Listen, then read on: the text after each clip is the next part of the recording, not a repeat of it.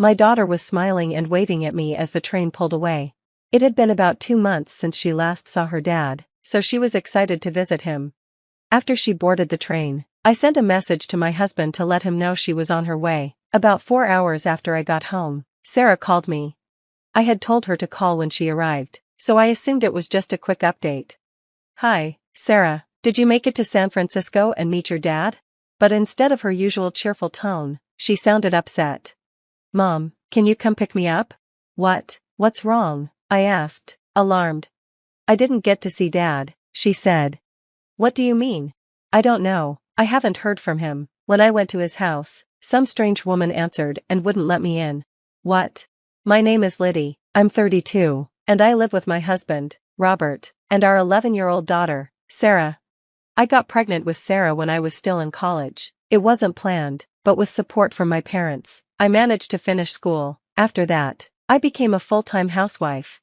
Robert always said he wanted to marry me, so we got married shortly after finding out about the baby. At first, things were a bit chaotic, and not everyone around us was supportive, but once Robert got a good job at a reputable company, things settled down. We were able to live in company housing, and financially, we were doing fine. We didn't really have a typical honeymoon phase, but we didn't care. Sarah was adorable, and Robert doted on her. On weekends, he would take care of her so I could relax and spend time with my friends. I didn't have to give up on my hobbies or dressing up, and life felt comfortable. The years flew by, and before I knew it, Sarah was in elementary school. Around that time, Robert got promoted, which meant longer hours at work. Even so, we made the most of our weekends, going on family trips and making memories. Life felt stable and happy. But then, everything changed. One day, Robert was told he had to transfer to another city for work. At first, he always turned down transfers because Sarah was too young, and we didn't want to uproot her life, but now she was 11, and that excuse wasn't enough anymore. This time, the job seemed critical to Robert's career. He told me it could determine his future at the company, and he couldn't refuse. We had to think about Sarah's future too: junior high, high school, college, and all the costs that would come with it. I realized we couldn't hold him back, so we agreed to the transfer, hoping it would lead to something better for all of us. I was told that my husband's assignment would last about 6 months. Well, 6 months isn't so bad, I thought. Still, my daughter really loved her dad and was worried about being away from him. Robert promised her he would call every day and try not to make her feel lonely. He said she could visit him on weekends too. I could see he cared about our family. Even though he was moving away, he was still going to make time for us. Sarah said, "I'll miss seeing Daddy, but I'll manage." We saw him off with smiles on our faces. After about 3 days, Robert called on video to talk to Sarah. It was nice to see them chatting. It made me laugh, because it seemed like he was the one acting like a child. It was heartwarming to see them so close. I could tell they had a strong bond. The first weekend, he couldn't visit because he was too busy, but the next week he made time and came home on Friday. I was so grateful that, despite his busy schedule, he still made time for us. Sarah was so happy to have dinner with her dad again after a long time. But about 2 months into his new life, things started to change. He used to call every 3 days for a video chat, but over time, those calls became less and less. Eventually, he stopped calling altogether. I understood. He was busy with work, living alone, and doing all the house chores. I thought once he got settled, he might start going out with his colleagues more, and things would get easier for him. I didn't want to pressure him, so I didn't insist on him keeping in touch more often. Still, he didn't contact me much, and when he did, it was brief. Eventually, he came home less and less. I told Sarah that her dad was just really busy with work, but I could see that she was sad, even though she didn't say anything about it. It wasn't a good situation, and even though I knew he was busy, I felt like something was wrong. I asked my husband to call Sarah, even if it was just for 5 minutes. She seemed so lonely at home. He apologized and said, "I'm sorry," but he still didn't call her. Sarah's birthday was coming up, and I hoped he'd come home to surprise her. She even said, "Maybe Daddy will come home." But on her birthday, he didn't come home, and he didn't even call to wish her a happy birthday. Sarah was really disappointed. I was so mad that I called him several times and left messages. Lately, When I called, he wouldn't pick up or return my calls, so this time, I called him again and again. Finally, on the 5th call, he picked up the phone. "What's wrong? You've been calling me a lot, haven't you?" he asked. I was angry. "What are you doing?" I said. "What?" he replied. "It's Sarah's birthday today, it's Saturday, and you didn't come home. You didn't even call to wish her a happy birthday," I snapped. "Oh, I'm sorry, I'm really sorry about that," he said. "Sarah hasn't seen her dad in so long, she was really hoping you'd come home for her birthday. Tell her I'm really sorry and wish her a happy birthday," he said. No matter what I said, all he did was apologize. I was fed up and hung up the phone. As I hung up, my anger flared up again. I thought, please think about your daughter and treat her better. You're busy, but this is too much. I sent him a message telling him just that. He replied with, "I understand, I'm sorry." But nothing changed. Another month went by, and Sarah started her summer vacation. She kept telling me that if her dad couldn't come to her, she'd go to him. She said this every day since summer vacation started. I decided to let her visit him on her own. She was excited about the idea and wanted to try something new. We live in Los Angeles, and Robert lives in San Francisco now. She could take a train there, so I drove her to the station. I called Robert to let him know that Sarah would be arriving in San Francisco. He agreed to pick her up. Finally, Sarah would get to see her dad again after a long time. On Saturday, I saw her off and headed home. As the train pulled away, she waved at me with a big smile. It had been 2 months since she last saw Robert, so I knew she was really looking forward to it. I sent a message to Robert right after Sarah got on the train. About 4 hours later, I got a call from Sarah. It was around noon, and since she had left early that morning, I assumed she had already met up with Robert and maybe even had lunch before calling me. I had told Sarah to call me when she arrived, so when the phone rang, I thought she was calling to update me. "Hello, Sarah, did you make it to San Francisco and meet your dad?" I asked. But her voice was upset. "Mom, come pick me up right now, please." What's wrong?" "I didn't see Dad." "What do you mean?" "I don't know, I haven't heard from him. When I went to his house, some strange woman turned me away." "What?" I was shocked. I needed to pick her up right away. "Where are you?" I asked. "I'm back at the San Francisco station. I'm just sitting in a fast food restaurant, trying to pass the time." I immediately got in the car and drove to the station. Once I arrived, I bought a ticket and caught the next train to San Francisco. When I finally got there, Sarah was waiting for me, her eyes full of tears. We went to a nearby cafe, and I ordered some pancakes that were famous in the area. As soon as they came, Sarah's face brightened a little, and she seemed to calm down. I asked her what had happened. She explained that when she got to San Francisco station, she couldn't get in touch with Robert. She waited for about 30 minutes, but he never showed up, so she decided to go to his house by herself. I had given her his address, just in case something went wrong. Since she's good with smartphones, she quickly found her way there using a map. She took the train to Robert's place, and when she rang the doorbell, a woman's voice answered. "Who are you?" the woman asked. Sarah was surprised but said, "I'm here to see my dad." The woman told Sarah to go home because she was in the way and wouldn't let her see Robert. Then the woman hung up without opening the door. So, Sarah went back to the station. I was so angry that I couldn't hold it in anymore. "If she told you not to see your dad, then let's not see him," I said to Sarah. I took my daughter home and started preparing to leave. When I told my parents what happened, they were furious and said they'd help however they could. For now, my parents let us stay with them until I could find a job. Eventually, my husband called. "I didn't see Sarah at the station. Did something happen?" he asked. I figured his mistress didn't tell him she had turned Sarah away. I also doubted he even went to the station, since there had been no word from him when I picked up Sarah. I was stunned but decided to keep calm for now. Sarah got sick on the way there and had to turn around. I lied. "We just finished at the hospital. Sorry I couldn't call earlier." "Oh, I see, I understand," he replied. I ended the call and was seething with anger. It was so obvious he didn't really care. Well, let him dig his own grave. I'm done, I thought. After that, I started taking action. First, I packed up his things and sent them to his address. Then, I got the results of the investigation I had ordered from a private detective. I sent the proof of his affair, along with a certified letter, to his work. A few days later, my husband called, sounding furious. "What the hell are you doing?" he yelled. "Huh? What do you mean?" I said. "I just thought I'd let everyone know what you've been up to." "You've got to be kidding me, we're in the middle of a huge problem here," he snapped. "Of course, we are, that's what I was trying to fix," I said smugly. "By the way, I sent your stuff back because I don't need it, and I'm not paying rent on that apartment anymore." "What?" he asked, shocked. "Sarah and I moved out of that apartment," I said. "You left the apartment? When?" "About a month ago." "What? No one's lived there for a month, and we still had to pay rent?"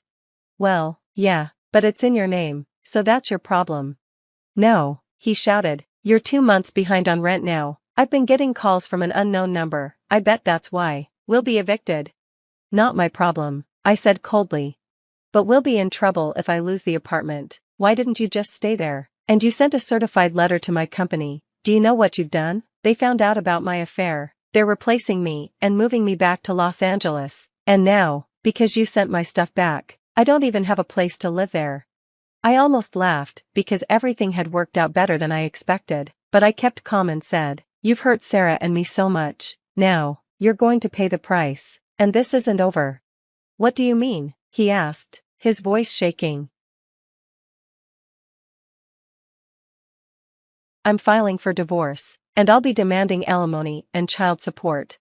"Oh, no. Let's just let the lawyers handle it and get this over with," I said, and then I hung up. I hired a lawyer, and everything went as planned. The divorce was finalized without any issues. I filed for alimony from my ex-husband and his mistress, as well as child support. My ex-husband became the center of a huge scandal after his affair was exposed, leading to his transfer back. He was made a joke at his company, female employees looked down on him, and his chances for promotion were gone. But he couldn't quit his job because he had alimony and child support to pay. He must have felt embarrassed every day. My daughter, disappointed in him, refused to see him even when he apologized and tried to meet with her. He deserved it. As for me, I found a job, and my daughter and I now live happily in a cozy apartment. I'm working hard to support her and excited to see her grow up. I stood in my living room, staring at the wedding dress hanging from my bookshelf. 3 months of searching, and I'd finally found it. Ivory silk with delicate lace that would catch the light when I walked down the aisle. I ran my fingers over the fabric, imagining Cade's face when he saw me in it. My phone buzzed on the coffee table. Probably Regina with another question about the bachelorette party she was planning.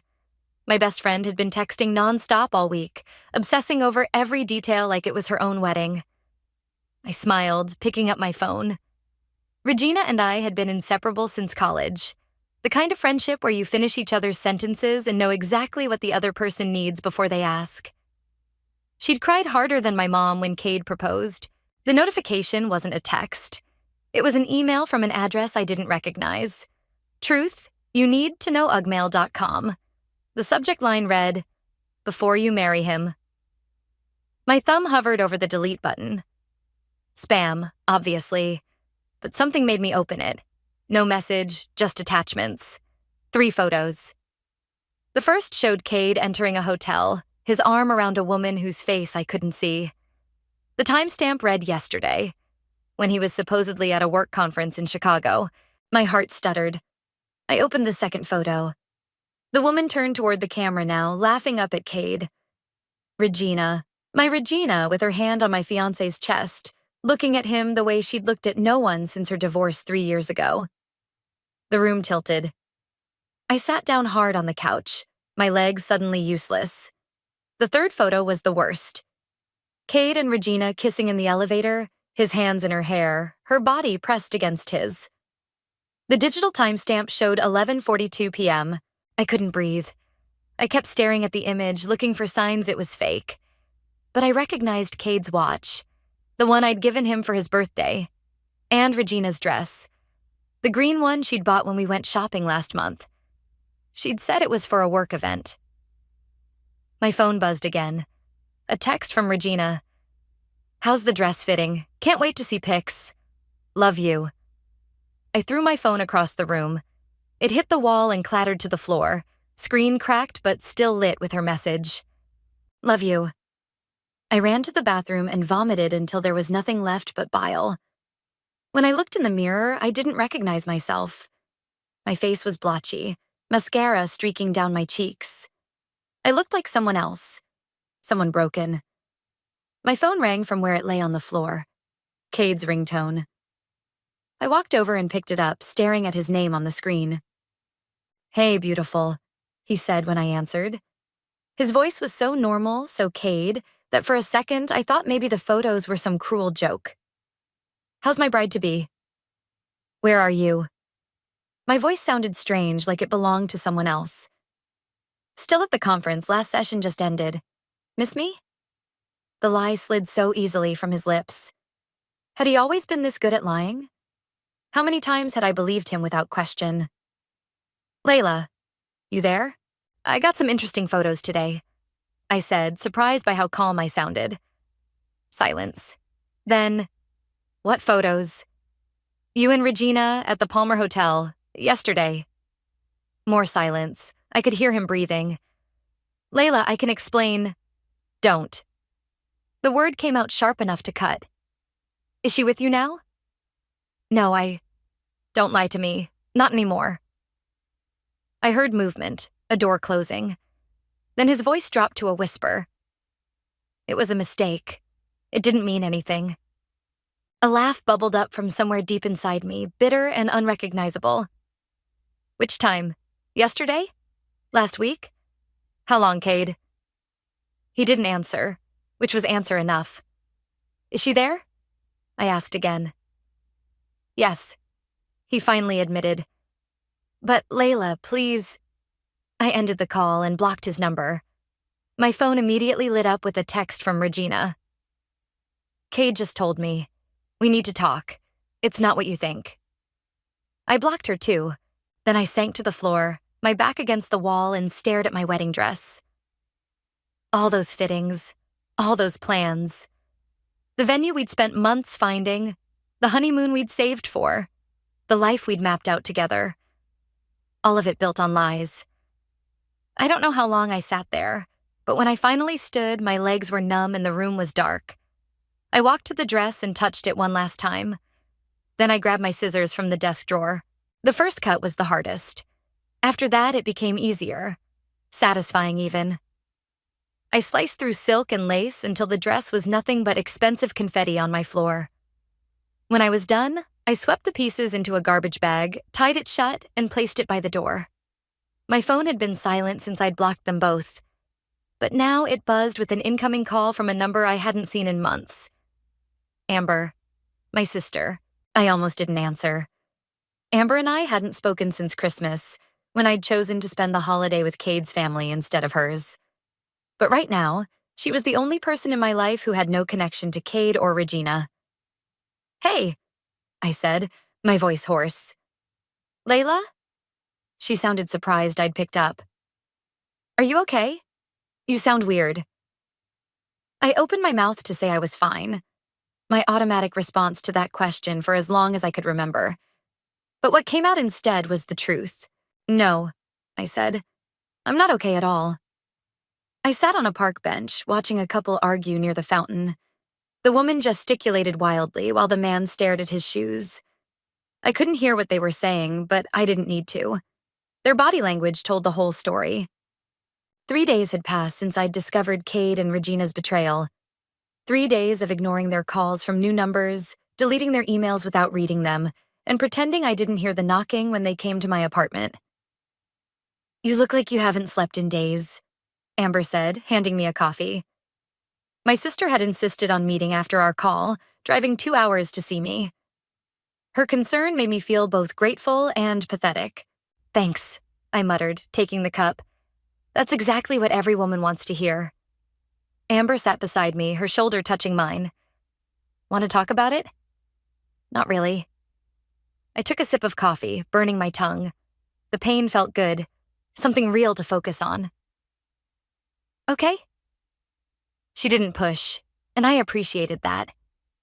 We sat in silence, watching the arguing couple make up with a tearful hug. I canceled everything.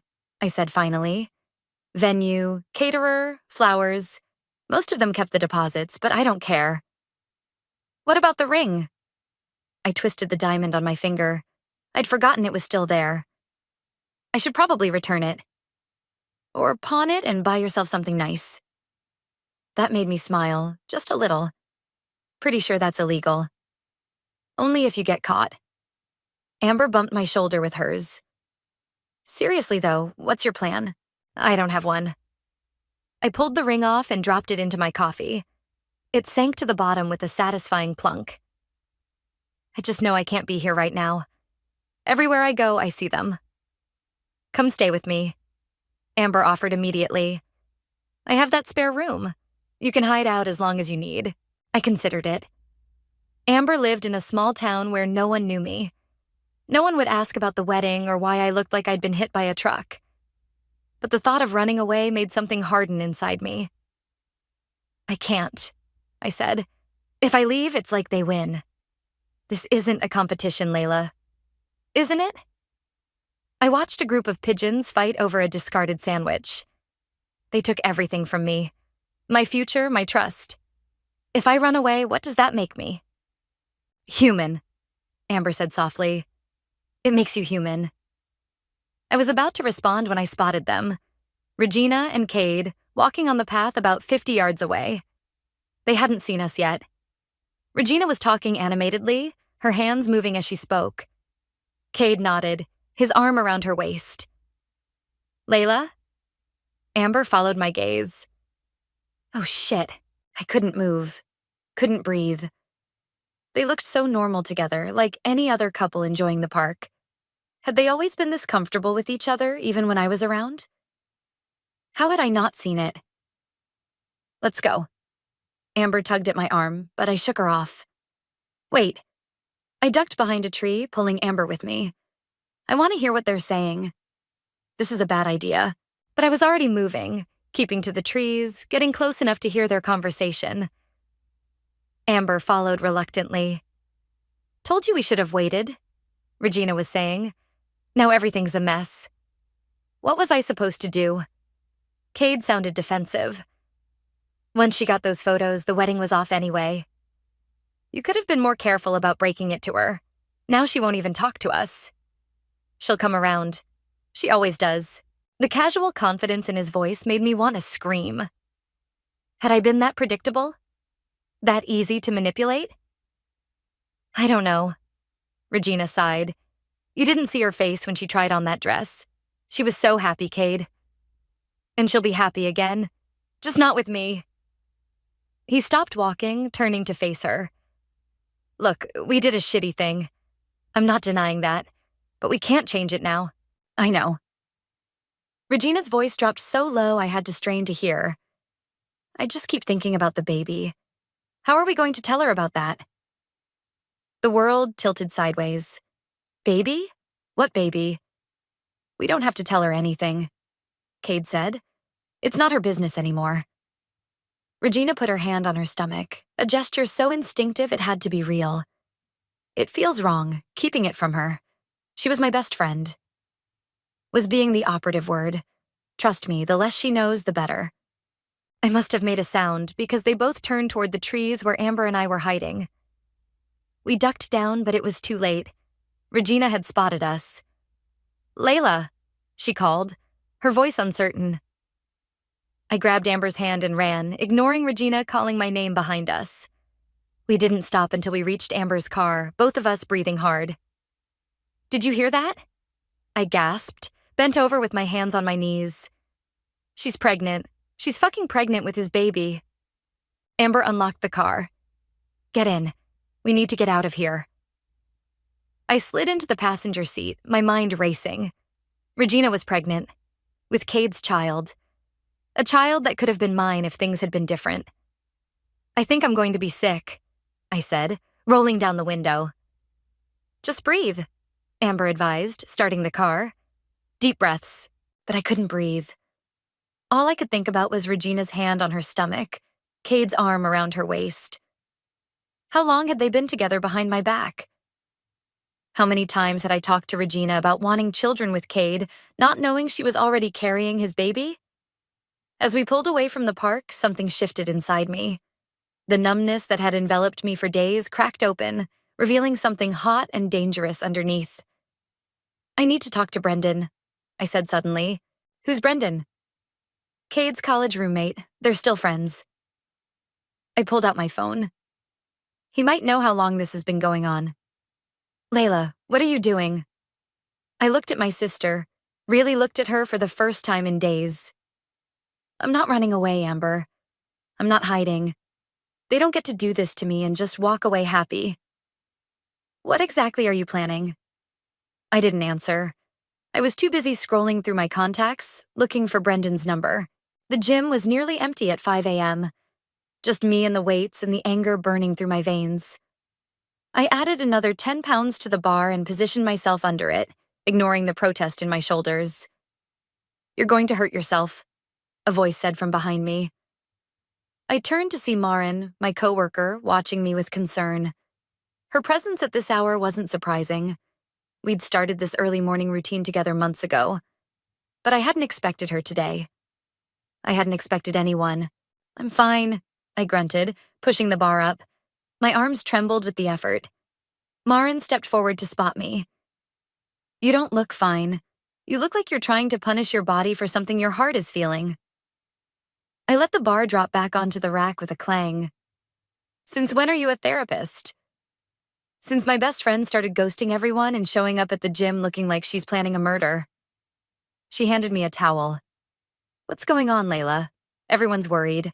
Everyone except Cade and Regina," I muttered, wiping sweat from my face. Understanding dawned in her eyes. "Oh shit, you found out." I froze. "You knew?"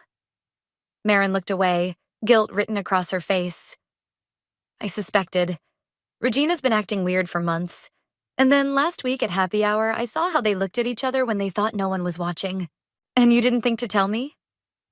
The betrayal felt fresh all over again.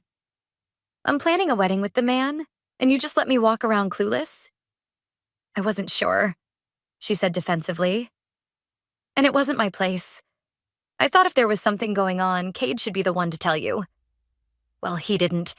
I had to find out from anonymous photos someone emailed me." I grabbed my water bottle, suddenly needing to be anywhere but here. "And now she's pregnant." Marin's eyes widened. "What? Are you sure?" "I heard them talking about it." I shouldered my gym bag. "So yeah, I'm planning something. But it's not murder. It's justice." "Layla, wait." She caught my arm. "Whatever you're thinking about doing, don't. Just walk away. Start fresh." I yanked my arm free. "That's what everyone keeps saying. Walk away. Be the bigger person." "Well, I'm tired of being the bigger person. I want them to hurt like I'm hurting. And then what?" Marin challenged. "You think revenge will make you feel better? It won't. It'll just keep you tied to them." "Thanks for the advice," I said coldly, but I've already made up my mind. I left her standing there, her concern following me out the door like an unwanted shadow. Brendan's apartment was exactly what I expected from Cade's college roommate. Minimalist furniture, gaming setup in the corner, protein powder on the kitchen counter. What I hadn't expected was how easily he'd agreed to meet me. "I've been waiting for this day," he said, handing me a beer I hadn't asked for. "The day you finally realized what an asshole Cade is." I set the beer down untouched. "If you knew he was an asshole, why didn't you warn me? Would you have believed me?" He raised an eyebrow. "You were so in love you couldn't see straight. Besides, Cade and I have history. You would have thought I was just being bitter." He wasn't wrong. I would have dismissed any criticism of Cade as jealousy or misunderstanding. Love had made me stupid. "So what changed?" I asked. "Why help me now?" Brendan leaned forward, elbows on his knees. "Because what he's doing to you is exactly what he did to Melissa in college. And Tara after that. And probably others I don't even know about." "Who's Melissa?" "His girlfriend before you. They were together 3 years. He cheated on her with her cousin, got the cousin pregnant, then ghosted them both. He took a swig of his beer.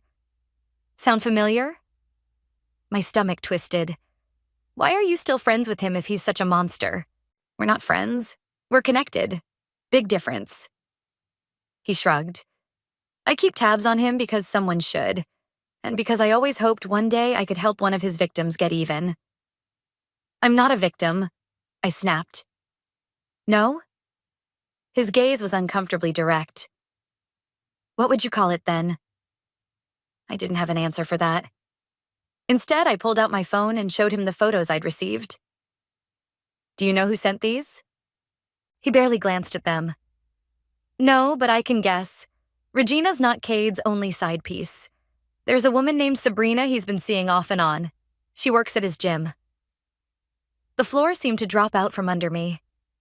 There's another woman? Probably several.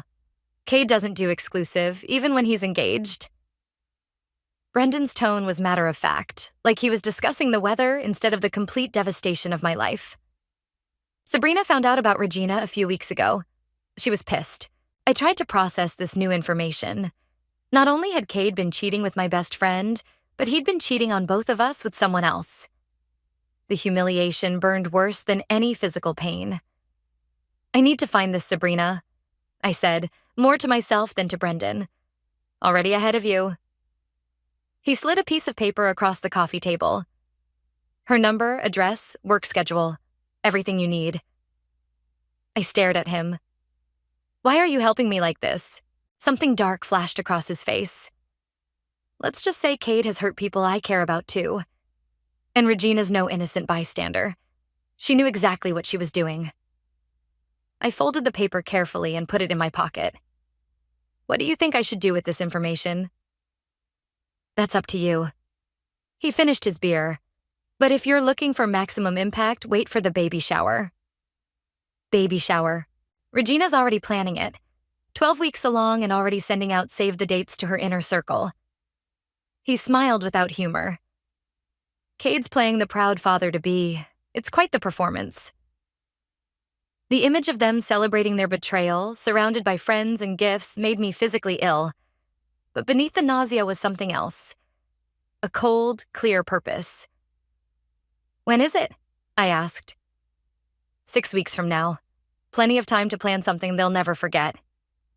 I stood up, suddenly certain of what I needed to do. Thank you, Brendan. This helps more than you know. He walked me to the door. Just remember something, Layla. Whatever you're planning, make sure it's worth it.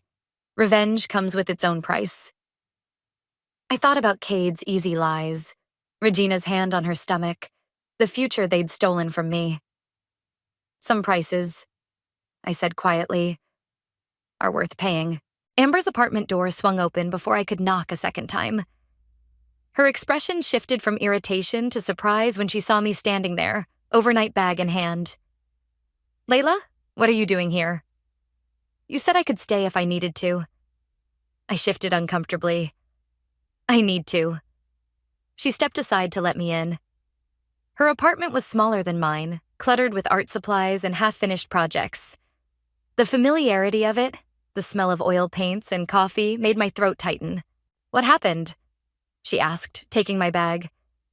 I thought you were determined to stay in the city. I was. I am. I sank onto her couch. But I ran into Regina at the grocery store yesterday. She tried to talk to me and I just froze. Couldn't speak, couldn't move. Just stood there like an idiot while she apologized for how things happened. What did you say? Nothing. I left my cart in the middle of the aisle and walked out. I pulled my knees to my chest. I realized I need some distance to think clearly, just for a few days. Amber nodded, disappearing into the kitchen. She returned with 2 glasses of wine, handing one to me. So, thinking clearly, she said, sitting beside me. Is that code for plotting revenge? Because your texts have been concerning. I took a long sip of wine. I'm not plotting anything. I'm gathering information. From Cade's friends? From this Sabrina person? She raised an eyebrow. That sounds like plotting to me. It's not like that. But even to my own ears, the defense sounded weak. I just want to understand what happened, how long it was going on, if everyone knew but me. And then what? What's the endgame here, Layla? I stared into my wine glass, watching the red liquid catch the light. What was my endgame? When I'd left Brendan's apartment, I'd felt so certain, so focused. But now, faced with my sister's direct question, I hesitated. I don't know, I admitted finally. I just know I can't let them get away with it. They're having a baby shower, Amber. They're celebrating while I'm picking up the pieces. And you think making them suffer will help you move on? She shook her head. That's not how healing works. Then how does it work? I demanded. Because I've tried everything else. I've blocked their numbers, avoided our usual places, thrown myself into work. But I still wake up every morning with this rage inside me.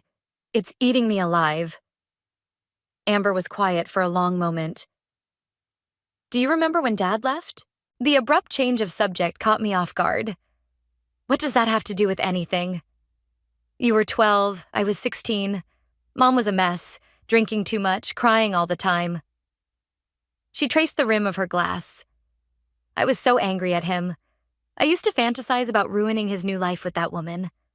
I even went to their house once, stood outside with a rock in my hand, ready to break their windows. I didn't know that. Because I didn't do it. She met my eyes. I realized it wouldn't change anything. He'd still be gone. Mom would still be heartbroken. And I'd just be the crazy daughter who couldn't let go. This is different, I insisted. Cade and Regina betrayed me. They lied to my face for months, maybe years. I know, and that's awful. She reached for my hand. But revenge won't undo it. It'll just keep you stuck in this moment, reliving the hurt over and over. I pulled my hand away. You don't understand. I understand better than you think. Something in her voice made me look up. Regina called me yesterday. The wine turned sour in my mouth. What? She wanted to know if you were okay. She said she's been trying to reach you. To explain. Explain what? How she fucked my fiancé? How she's carrying his child? The rage I'd been trying to contain bubbled up. What could she possibly say that would make any of this okay? She said it wasn't what I thought. Amber hesitated. She said there were things you didn't know, things Cade had kept from both of you. And you believed her? I don't know what to believe, but I think you should talk to her, hear her side before you do something you can't take back. I stood up, suddenly needing to move. I can't believe you're defending her. I'm not defending anyone. I'm worried about you. She followed me to the window. This isn't like you, Layla. Plotting revenge, obsessing over their baby shower. You're better than this. Maybe I don't want to be better, I said quietly. Maybe I'm tired of being the one who always takes the high road. Amber's reflection in the window looked pained. What exactly are you planning? I turned to face her. Regina's having her baby shower at the Gardenia in 6 weeks. It's invitation only, very exclusive. I need to be there. Why? To make a scene? To humiliate her? To show everyone who she really is. I pulled out my phone, showing her the information Brendan had given me. She's been lying to everyone, not just me. And Cade's been lying to her too. They deserve to have those lies exposed. Amber read through the notes, her expression growing more troubled.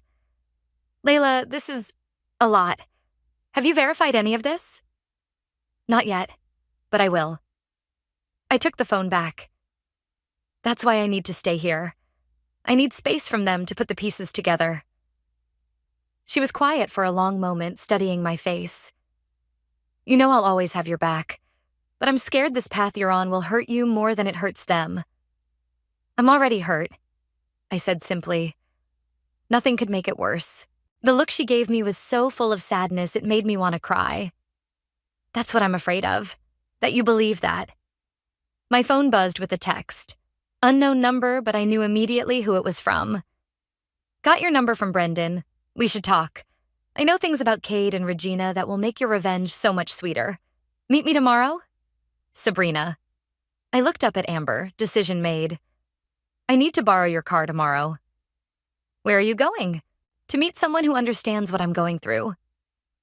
I put my phone away. Someone who won't tell me to take the high road. Sabrina wasn't what I expected. I'd imagined someone like Regina. Polished, perfect, the kind of woman men leave their fiancés for. Instead, the woman who slid into the booth across from me had purple hair, tattoos crawling up her arms, and eyes that had seen too much. "You must be Layla," she said, flagging down a waitress. "You look exactly like your Instagram photos." I shifted uncomfortably. "How long have you been stalking my social media?" "Since I found out about you." She ordered a black coffee, then studied me openly. 6 months ago, right after I found out about Regina. 6 months. The timeline hit me like a physical blow. 6 months ago, Kate and I were planning our wedding. 6 months ago, I still believed in forever. "So you've known about both of us all this time?" I asked when the waitress left. "Knew about you. Suspected Regina." Sabrina shrugged. Cade's not exactly subtle when he's juggling women. The constant texting, the mysterious work emergencies, the way he keeps his phone face down. All behaviors I'd noticed but dismissed. Trust makes you blind. Or stupid. Maybe both. "Why did you stay with him once you knew? Why does anyone stay in a bad situation? I thought I could change him." She laughed without humor. "Plus, the sex was incredible. I'm not going to apologize for that." I flinched. The thought of Cade with other women still felt like a knife twisting in my gut. "Look," Sabrina continued, "I didn't ask you here to compare notes on Cade's bedroom skills. I asked you here because I have information you can use." "What kind of information?" She pulled out her phone and showed me a series of text messages between her and Cade. Recent ones, dated after I'd discovered his betrayal. "He's freaking out," she explained. "Regina's pregnancy wasn't part of his plan. He thought he could keep stringing both of you along indefinitely." I scanned the messages, my heart pounding. Cade complaining about Regina's mood swings. Cade wondering if the baby was really his. Cade suggesting Sabrina meet him at a hotel while Regina was at a doctor's appointment. "He's still seeing you?" I looked up, incredulous. "Occasionally, when he can get away from her." Sabrina took her phone back. "Regina thinks she's won, that she's the one he chose. She has no idea he's already looking for his next escape route. The revelation should have brought satisfaction. Proof that Regina wasn't special either, just another woman Cade was using. Instead, I felt a strange, unexpected pang of sympathy for her. She was pregnant with the child of a man who would never be faithful. "Does she know about you?" I asked. "No, and that's where my plan comes in." Sabrina leaned forward, eyes gleaming. The baby shower. It's the perfect opportunity to expose everything. I have texts, photos, hotel receipts. Enough evidence to destroy both of them in front of everyone they care about. The eagerness in her voice made me uneasy. This wasn't about justice for her. It was about inflicting maximum pain. "I don't know," I said slowly. "That seems, what, too harsh?" She scoffed. "After what they did to you? They deserve worse." Maybe they did. But sitting across from Sabrina, seeing the raw hatred in her eyes, I glimpsed a possible future version of myself. Bitter, vengeful, defined by someone else's betrayal. The thought terrified me. "I need to think about this," I said, standing up. "It's a lot to process." "Don't take too long." Sabrina's voice hardened. "The shower's in 5 weeks, and if you're not interested in my plan, I'll do it myself." I left the cafe feeling shaken, my certainty crumbling. The revenge I'd been plotting suddenly seemed hollow, a path leading nowhere good. I found Quentin in the community garden behind Amber's apartment building, kneeling in the dirt, coaxing stubborn weeds from between tomato plants. I'd met him briefly when I arrived. Amber's new neighbor, the elementary school teacher with kind eyes who'd offered to show me around town. "Need some help?" I asked, approaching cautiously. He looked up, surprised. "Layla, hey." "Sure. If you don't mind getting dirty. I knelt beside him, grateful for the simple task. We worked in companionable silence for a while, the repetitive motion of pulling weeds strangely soothing. Rough day? He asked eventually. How can you tell? You're attacking those weeds like they personally offended you. His smile was gentle, without pity. Plus, Amber mentioned you're going through something. Did she tell you what? Just that someone hurt you badly. He sat back on his heels. I don't need details. Sometimes it's easier to talk to a stranger anyway. The kindness in his voice nearly undid me. I'd been holding myself together with anger for so long, I'd forgotten what genuine compassion felt like. I met someone today, I said, focusing on a particularly stubborn dandelion. Someone who's been hurt by the same person who hurt me. She wants revenge. She wants to destroy them publicly. And you don't? I thought I did. I yanked the dandelion free, roots and all. Now I'm not so sure. Quentin was quiet for a moment. Can I tell you something? When my ex-wife left me for my best friend, I spent months planning ways to get back at them. I fantasized about exposing their affair to her conservative parents, about showing up at their housewarming party, about ruining their lives. Did you do it? No, because I realized something important. He met my eyes. Revenge requires you to keep carrying the pain, to keep reliving the betrayal. It chains you to the very people who hurt you. His words hit too close to home. So what did you do instead? I moved here, started over, found joy in small things. He gestured to the garden. It wasn't easy. Some days I still get angry, but I'm not defined by what they did anymore. I looked down at my dirt-covered hands. I don't know if I can let it go that easily. Who said anything about easy? He stood, offering me a hand up. But maybe there's a middle ground between destructive revenge and passive forgiveness. Something that lets you reclaim your power without becoming someone you don't recognize. As I took his hand, my phone buzzed with a text from Sabrina. Made contact with Regina. She has no idea who I am. Baby shower invitations going out next week. Are you in or out? The deadline loomed before me, forcing a decision I wasn't ready to make. But looking at Quentin's open, honest face, I knew I couldn't follow Sabrina down her path of destruction. I need to make a call, I said, brushing dirt from my jeans. Thanks for the perspective. Anytime, he replied. Some weeds are worth pulling. Others just make room for something better to grow. You did what? Amber's voice rose an octave, echoing through her small kitchen. I continued stirring the pasta sauce, refusing to meet her eyes. I sent Regina a congratulations card. For the baby. Why would you do that? I thought you were trying to move on. I am, I said, tasting the sauce. Needed more salt. But I also need closure. And a cryptic card provides that how exactly? I added salt, stirred again. It wasn't cryptic. It was strategic. I signed it, looking forward to celebrating with you, and included my new number. Amber stared at me like I'd grown a second head. You're planning to go to her baby shower? The event celebrating the child she's having with your ex-fiancé? Have you lost your mind? Maybe I had. The past week had been a blur of conflicting emotions. Rage giving way to grief, giving way to a strange, cold clarity. After my conversation with Quentin in the garden, I'd called Sabrina and told her I wasn't interested in her scorched earth approach. She'd been furious, threatening to move forward without me. But something told me her plan would fall apart without my involvement. I'm not going to make a scene, I assured Amber. I just need to see them together, to understand what happened. For my own peace of mind. Bullshit.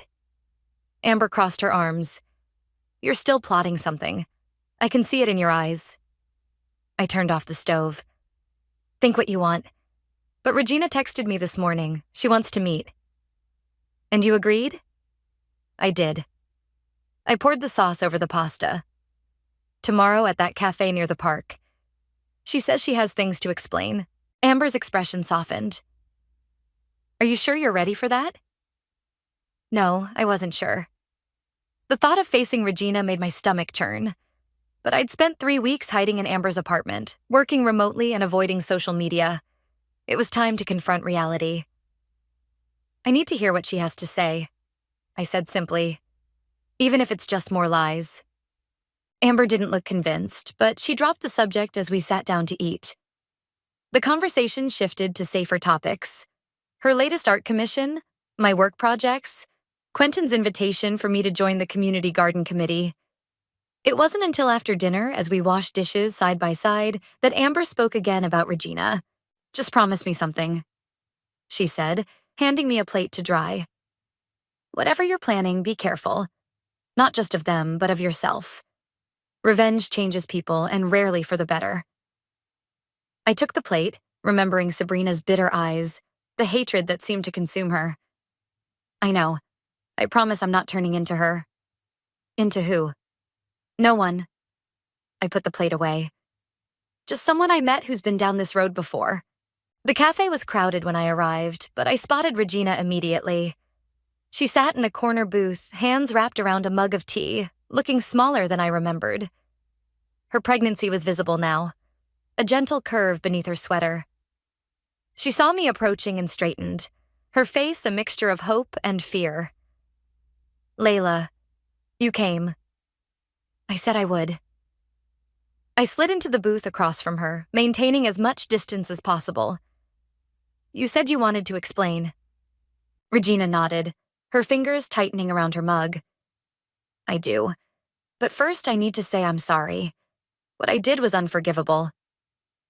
"Then why do it?" The question came out sharper than I intended. "It's complicated." She looked down. "Kate and I, it wasn't planned. It just happened." "Things like that don't just happen, Regina. You make choices." "I know." Her voice was barely audible. "And I made terrible ones. I betrayed your trust in the worst possible way." I studied her face, searching for the friend I'd once loved like a sister. All I saw was a stranger wearing her features. "How long?" I asked. She hesitated. 8 months. 8 months. While I was planning our wedding, picking out flowers, writing vows, Cade had been sleeping with my best friend. The betrayal felt fresh all over again, a wound reopened. "Did you love him?" I wasn't sure why I needed to know, but I did. I thought I did. Regina's eyes filled with tears. "But now I don't know. He's not who I thought he was." Something in her tone made me pause. "What do you mean?" She wiped her eyes. "After you found out, when we finally got together officially, things changed. He became distant, secretive, always on his phone, always working late." I felt a bitter laugh bubble up. "Let me guess. You think he's cheating on you." "I know he is." She pulled out her phone, showing me a series of text messages. "With someone named Sabrina. I found these last week." Seeing Sabrina's name on Regina's phone was surreal. The messages were explicit, leaving no doubt about their relationship. But what caught my attention was the timestamp. 2 days after my meeting with Sabrina, when she'd claimed Cade was trying to escape from Regina. "How did you find these?" I asked. "I checked his phone while he was in the shower." Regina looked ashamed. "I know it was wrong, but I had this feeling. And then I found so much more. Messages to other women, dating apps, even..." She swallowed hard. "Even messages about me saying the baby might not be his." "Is it?" The question slipped out before I could stop it.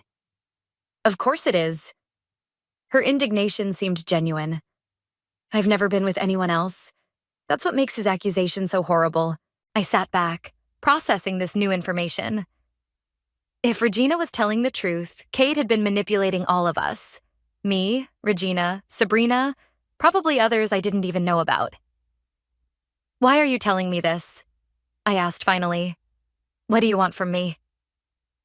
"Nothing." She reached across the table, then thought better of it and withdrew her hand. "I just thought you deserved to know the truth, and..." She hesitated. "I got your card. About the baby shower." "What about it?" "Did you mean it?" About wanting to celebrate with me? The question hung between us, loaded with implications. This was my opening, the opportunity I'd been waiting for. But looking at Regina, pregnant, betrayed, vulnerable, I felt my carefully constructed plan wavering. I don't know, I answered honestly. Part of me wants to support you because we were friends for so long. Another part can't forget what you did. Regina nodded slowly. I understand. But if you did want to come, it would mean a lot to me. As I left the cafe, my phone buzzed with a text from an unknown number. DNA test results confirm what we suspected. Baby isn't Cade's. I have proof. Meet me tonight if you want the full story. This changes everything. Brendan. I stared at the message, my heart racing. If the baby wasn't Cade's, whose was it? And why would Regina lie about something so fundamental? The answers were within reach. All I had to do was meet Brendan and get the proof. Then I could decide what to do with it. Expose them at the shower as originally planned, or find another way to use this information. Either way, there was no turning back now. The gardenia was transformed for Regina's baby shower. Soft pink and gold decorations, floral arrangements on every surface, a table piled high with wrapped gifts. Women in sundresses mingled, champagne flutes in hand, their laughter rising and falling like waves. I stood just inside the entrance, my heart hammering against my ribs, the envelope in my purse feeling impossibly heavy. You came. Regina appeared beside me, her face lighting up with genuine surprise. She wore a flowing dress that accentuated her pregnancy, making her look both vulnerable and radiant. I wasn't sure you would. I said I would. My voice sounded strange to my own ears, too calm for the storm raging inside me. Congratulations. She touched her stomach reflexively. Thank you. It means a lot that you're here. I nodded, unable to form words around the knot in my throat. 3 weeks had passed since our cafe meeting. 3 weeks of sleepless nights and endless debates with myself about what to do with the information Brendan had given me. Come meet everyone, Regina said, taking my elbow gently. Some of the girls from college are here. They've been asking about you. I let her guide me through the crowd, nodding at familiar faces, accepting hugs from women I'd once considered friends. They all seemed surprised to see me, their eyes darting between Regina and me with barely concealed curiosity. Is Cade here? I asked, scanning the room.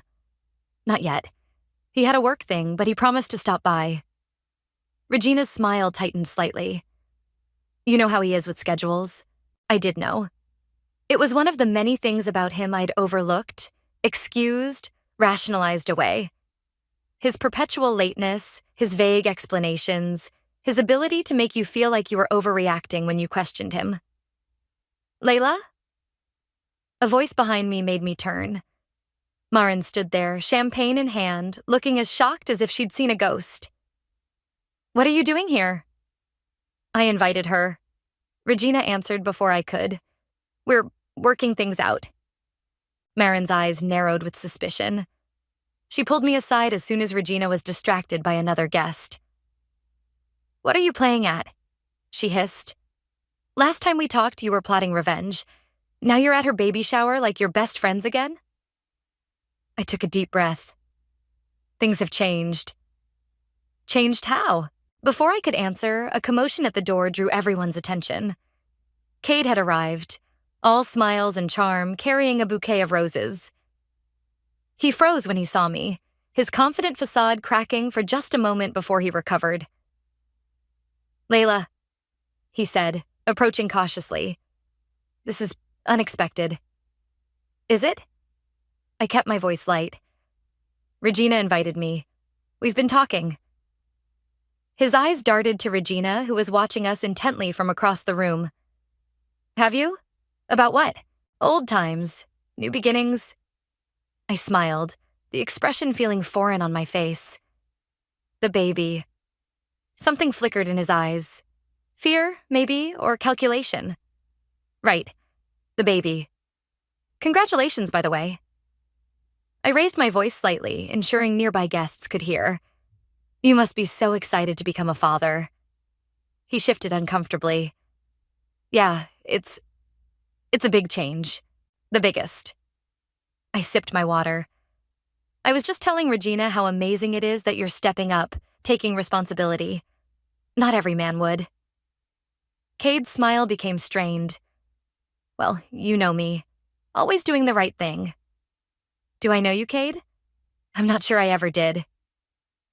Before he could respond, Regina called for everyone's attention. It was time for gifts. I watched as she settled into a decorated chair, Cade standing awkwardly beside her, his eyes constantly drifting to his phone. One by one, guests presented their offerings. Tiny clothes, handmade blankets, practical items for new parents. Each gift was met with appropriate oohs and ahs, Regina's gratitude seeming genuine despite the tension radiating from Cade. Finally, it was my turn. I approached them slowly, aware of every eye in the room on me. I wasn't sure what to get you, I said, handing Regina the envelope from my purse. But I think this is something you both need. Regina looked confused but opened it, pulling out the document inside. Her face paled as she read, her hands beginning to tremble. What is it? Cade asked, reaching for the paper. DNA results, Regina whispered, looking up at me with wide, frightened eyes. How did you get this? Does it matter? I kept my voice gentle. What matters is what it says. Cade snatched the paper, scanning it quickly. His expression hardened. This is bullshit. It's fake. It's not, I said calmly. I had it verified by 2 separate labs. The baby isn't yours, Cade. A collective gasp rippled through the room. Regina clutched her stomach protectively, tears streaming down her face. You're lying, Cade spat. She wouldn't cheat on me. The irony of his indignation almost made me laugh. Like you cheated on me? On her? On Sabrina? His face went slack at Sabrina's name. How do you know about Sabrina? I finished for him. We've met, compared notes. She's been quite helpful, actually. Regina stood shakily. Who's Sabrina? Ask him, I said. Ask him about all the women he's been seeing while you've been planning this baby shower. While you've been going to doctor's appointments alone. While you've been believing his lies. The room had gone completely silent, everyone frozen in place, witnessing the implosion of carefully constructed deceptions. Is it true? Regina asked Cade, her voice breaking. Have you been cheating on me too? His silence was answer enough. Regina turned to me, devastation written across her face. And the baby? She whispered. If it's not his, then whose? I took a deep breath. The moment I'd been planning for weeks finally here. But looking at Regina, broken, humiliated, surrounded by witnesses to her shame, I couldn't deliver the final blow I'd intended. That's between you and the father, I said quietly. I just thought you deserved to know the truth about Cade before you tied your life to his permanently. Regina nodded slowly, tears still falling. Thank you, she said, so softly I almost didn't hear it. Cade looked between us, realization dawning. You planned this, he accused me. You set this whole thing up to humiliate me. No, Cade, I replied, a strange calm settling over me. You did this to yourself. I just made sure everyone could see who you really are. As he stormed out, phone already pressed to his ear, I felt no triumph, no vindication, only a profound relief that I was no longer carrying the weight of his betrayal alone. Regina sank back into her chair, her friends rushing to surround her with comfort and questions. I stood apart, watching the scene unfold, feeling strangely disconnected from it all. Maren appeared at my side. That wasn't what I expected, she said quietly. Me neither. I turned to leave, my purpose here fulfilled. Layla, Regina called out, stopping me. Our eyes met across the room, hers full of tears, mine finally clear. Why didn't you tell them everything? About the baby's father? I smiled sadly. Because some truths aren't mine to tell. The sunrise painted Amber's garden in gold and pink. dew glistening on the plants we'd spent weeks nurturing. I knelt in the soft earth, transplanting seedlings from their small containers into the ground. The work was methodical, soothing. Press fingers into soil, create space, place roots gently, cover, water, repeat. "I thought I'd find you out here," Quentin said, approaching with 2 steaming mugs. "Coffee?" I accepted gratefully, the warmth seeping through my dirt-stained gloves. "Thanks. I couldn't sleep." "Baby shower aftermath?" He settled beside me, careful not to disturb the newly planted seedlings. "Something like that." I hadn't told him everything about yesterday's confrontation, just that I'd attended Regina's shower and things had gotten intense. "It didn't go exactly as planned." "Your revenge, you mean?" I looked up, surprised. "How did you know?" "I didn't for sure, but I recognized the look in your eyes when you talked about them." He shrugged. "I had that same look once." We sat in comfortable silence, watching the garden come alive with morning light. I'd been staying in Amber's guest room for nearly 2 months now, longer than I'd initially planned. Somehow, this small town had become a refuge, and Quentin, with his quiet understanding and gentle humor, had become a friend when I needed one most. "Regina called me last night," I said finally, after everyone left. "What did she want?" "To thank me, strangely enough." I traced the rim of my mug. "She said I could have destroyed her completely, but I didn't." Quentin raised an eyebrow. "Could you have?" I nodded slowly. The DNA test wasn't the only information I had. I knew who the real father was, too. "And you didn't reveal it?" "No." I remembered Regina's face when I'd handed her the envelope. The fear, the shame, the silent pleading in her eyes. It wouldn't have served any purpose except humiliation. She's going to have enough to deal with.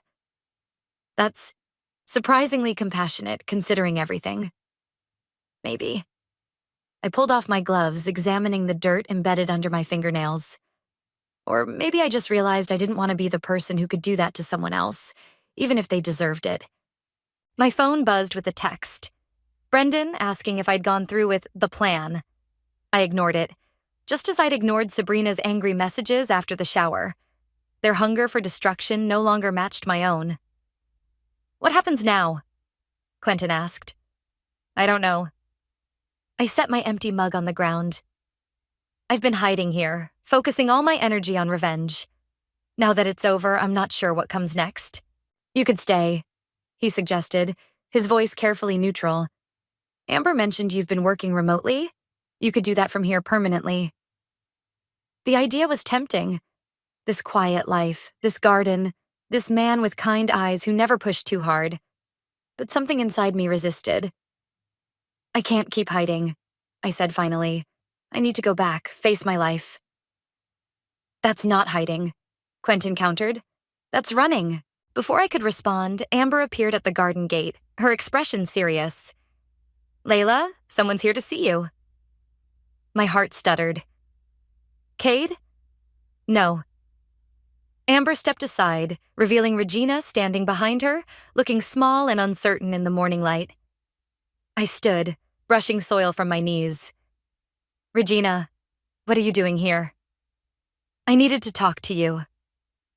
Her eyes were red-rimmed from crying, but her voice was steady. "Properly talk, not just on the phone." Quentin squeezed my shoulder as he passed. "I'll give you two some space." When we were alone, Regina approached cautiously, as if expecting me to send her away. "I'm sorry for showing up like this." Amber gave me the address. "It's fine." I gestured to the garden bench. "Do you want to sit?" She nodded gratefully, lowering herself onto the bench with one hand protectively over her stomach. We sat in awkward silence, the weight of our shared history hanging between us. "Cade's gone," she said finally. "He packed his things last night and left. No explanation, no goodbye. Just a text saying he needed space." "I'm sorry." And surprisingly, I meant it. "Don't be. You were right about him." She looked down at her hands. "About everything, really. I just couldn't see it." Neither could I admitted. Not for a long time. Regina took a deep breath. There's something I need to tell you. Something I should have told you months ago. I tensed, preparing for another revelation, another betrayal. The baby's father, she began, then faltered. It's Marcus. The name hit me like a physical blow. Marcus? My brother? She nodded, tears spilling over. It happened after your engagement party. We were both drunk, both feeling, I don't know, left behind maybe? It was just once. Then I met Cade at that charity event, and he was so charming, so interested. Does Marcus know? My voice sounded distant to my own ears. No, we haven't spoken since that night. She wiped her eyes. I was too ashamed to tell him, too afraid of what you would think. The irony was almost too much. All this time, all this pain, all this plotting. And the truth was more complicated than I could have imagined. Are you going to tell him? I asked. I don't know. She looked at me directly for the first time. Should I? The question hung between us, loaded with implications. This wasn't just about Regina and Marcus anymore. It was about a child, my niece or nephew, who deserved to know their father. Yes, I said finally. He should know. And for what it's worth, Marcus has always wanted to be a father. Relief washed over her face. Thank you. For that. And for yesterday. You could have exposed everything, but you didn't. I almost did, I admitted. That was my plan all along. To humiliate you both publicly, to make you feel as betrayed as I felt. What changed? I looked around at the garden, at the tiny seedlings I'd just planted, at the life slowly taking root. I did. I realized revenge wouldn't undo what happened. It would just keep me trapped in that moment forever. Regina reached for my hand hesitantly. I let her take it, feeling the strange circle we'd traveled. From friends to enemies to something new I couldn't yet name. I don't expect forgiveness, she said quietly. I know what I did was unforgivable. Maybe. I squeezed her hand once before letting go. But maybe forgiveness isn't what matters most. Maybe it's finding a way forward that doesn't let the past define you. As she left, promising to call Marcus, I returned to my seedlings. The last one was struggling, its stem bent nearly to breaking. Carefully, I staked it upright, giving it the support it needed to grow toward the light. Quentin reappeared, watching me work. Everything okay? Not yet, I said, patting the soil around the fragile plant. But it will be. I stood, surveying the garden we'd created from nothing but dirt and hope. Some plants were thriving, others struggling, all of them reaching for something better than where they began. I think I'm ready to go home now, I said, feeling the truth of it settle in my bones. Not to run away or hide, just to start again. Need company for the drive? Quentin asked, his offer simple and undemanding. I smiled, really smiled, for what felt like the first time in months. I'd like that. The morning light strengthened around us, illuminating the path ahead. Not perfect or painless, but mine to choose, one step at a time. I felt it in my body before my mind could process it. That sudden hollowness when something fundamental is missing. The retreat had reset my nervous system over the past week. But in that moment, standing in my own garage, every muscle tensed back into familiar knots. My car wasn't there, not just any car, my father's 1967 Mustang. The one thing he left me that mattered. The space where it should have been gaped like a missing tooth. Danielle, I called out, my voice bouncing off concrete walls. The house key felt cold between my fingers as reality slowly crystallized around me. I'd given Danielle my spare key to water my plants while I was gone. We'd been best friends for 8 years, the kind who finished each other's sentences and held each other's hair after too many tequila shots, the kind I trusted with everything. My suitcase wheels clacked against the concrete as I dragged it inside, the sound unnaturally loud in the stillness of my house. Something was wrong. Not just the missing car, the energy was off. The air felt different. Danny. My voice sounded smaller now. No answer. Just the hum of the refrigerator and the ticking of the grandfather clock my mother had insisted I take when she downsized. I moved through the living room, noticing empty spaces on shelves where photos had been. My breath quickened as I headed for my bedroom, where the real shock waited. My closet door hung open, revealing bare hangers where my designer pieces had been. The jewelry box on my dresser lay open and empty. The diamond earrings from my first bonus, the vintage Cartier watch I'd splurged on after my promotion, all gone. My phone buzzed in my pocket. A text. "Sorry, Raquel, I needed a fresh start. You've always had everything so easy. Think of it as balancing the scales. Don't try to find me." My knees gave out, and I sank onto the edge of the bed. The mattress felt too soft, like I might fall through it into some endless void. My mind raced to process what was happening. Danielle had stolen from me, not just things, though the car alone was worth more than money could replace, but 8 years of friendship, of trust. "No," I whispered, standing up and pacing. "No, no, no." I called her immediately, straight to voicemail.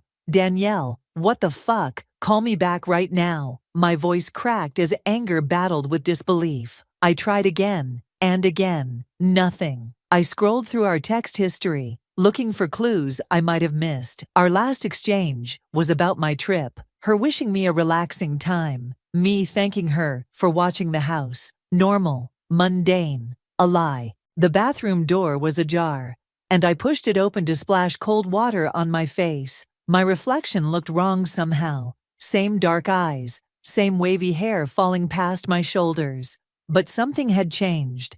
The woman staring back at me looked haunted. I gripped the edge of the sink. "Think, Raquel, think."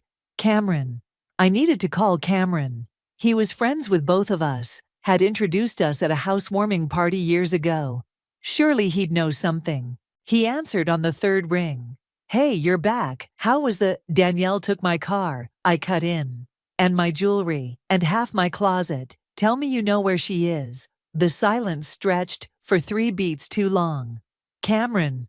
Jesus, Raquel, are you serious? Would I joke about this? My father's car. Cameron, she took my father's car." Another pause. "I haven't talked to her in a couple days, but—" He hesitated. "She mentioned something about moving, with some new guy. Freddie, I think. I assumed you knew." My free hand curled into a fist. "New guy. She's been single for months." "Not anymore. They seemed pretty serious when I ran into them last week."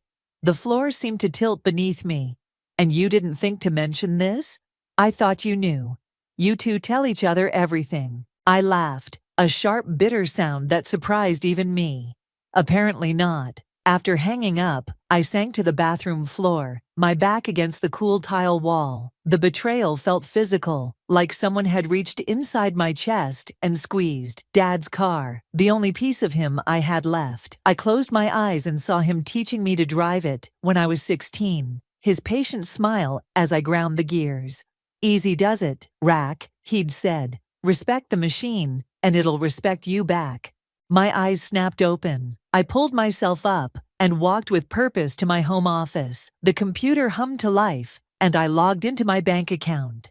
The balance was wrong. Way wrong. I scrolled through recent transactions, my stomach dropping with each swipe. Multiple transfers to an account I didn't recognize over the past week. Small enough to not trigger fraud alerts. Large enough to drain nearly $30,000. While I'd been meditating and journaling at a lakeside retreat, Danielle had been systematically dismantling my life. I grabbed my phone and took a picture of the transaction history, then opened my contacts. I scrolled past Danielle's name, my thumb hovering for a moment before continuing, and tapped on Eloise, my colleague, and the only person I trusted right now. "I need your help," I texted, "and possibly a lawyer." Then I looked back at my reflection, something hardening behind my eyes.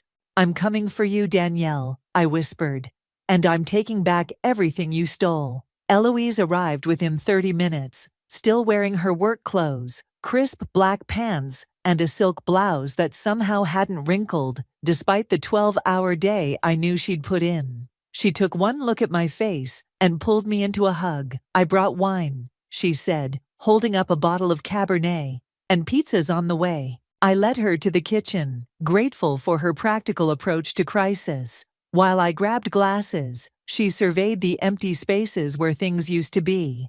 "How much did she take?" Eloise asked, her voice carefully neutral. "30,000 from my accounts. The car, jewelry, clothes." I poured the wine with shaking hands. 8 years of friendship. Eloise took a long sip. "Have you called the police?" "Not yet." I stopped, realizing how stupid it sounded.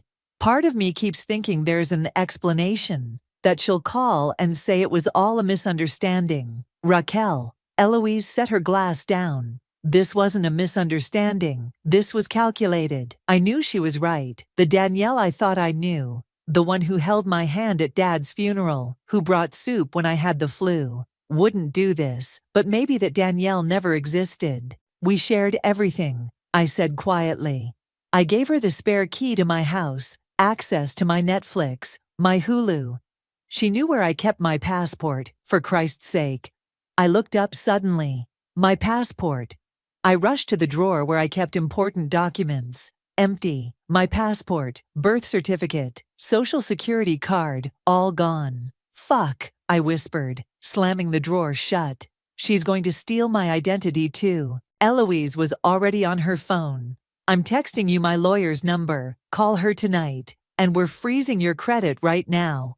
For the next hour we worked methodically, placing fraud alerts, changing passwords, making lists of everything missing. The pizza arrived, but I could barely eat. Each new discovery felt like another betrayal.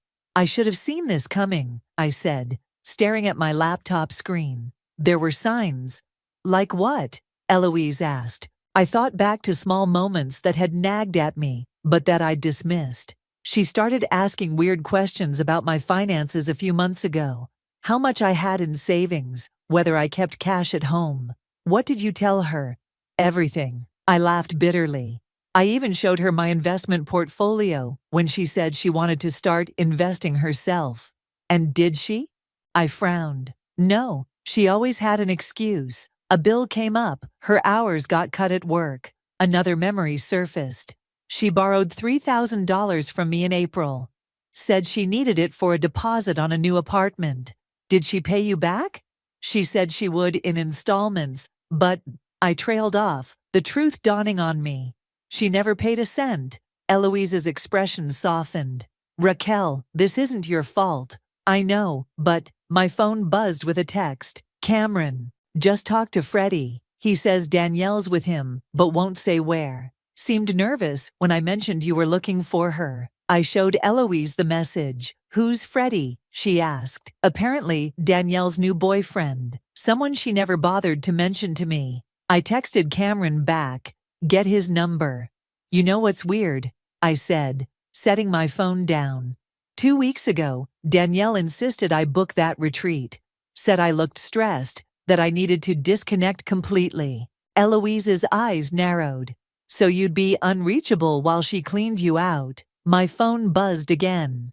Cameron had sent Freddie's number. I saved it, then opened Instagram.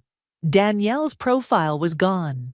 Facebook too. It was like she'd erased herself from the internet. She's been planning this for months, I realized, maybe longer. I scrolled through my photos, finding one from last Christmas. Danielle and me in matching pajamas, mugs of spiked hot chocolate in hand, laughing at some forgotten joke.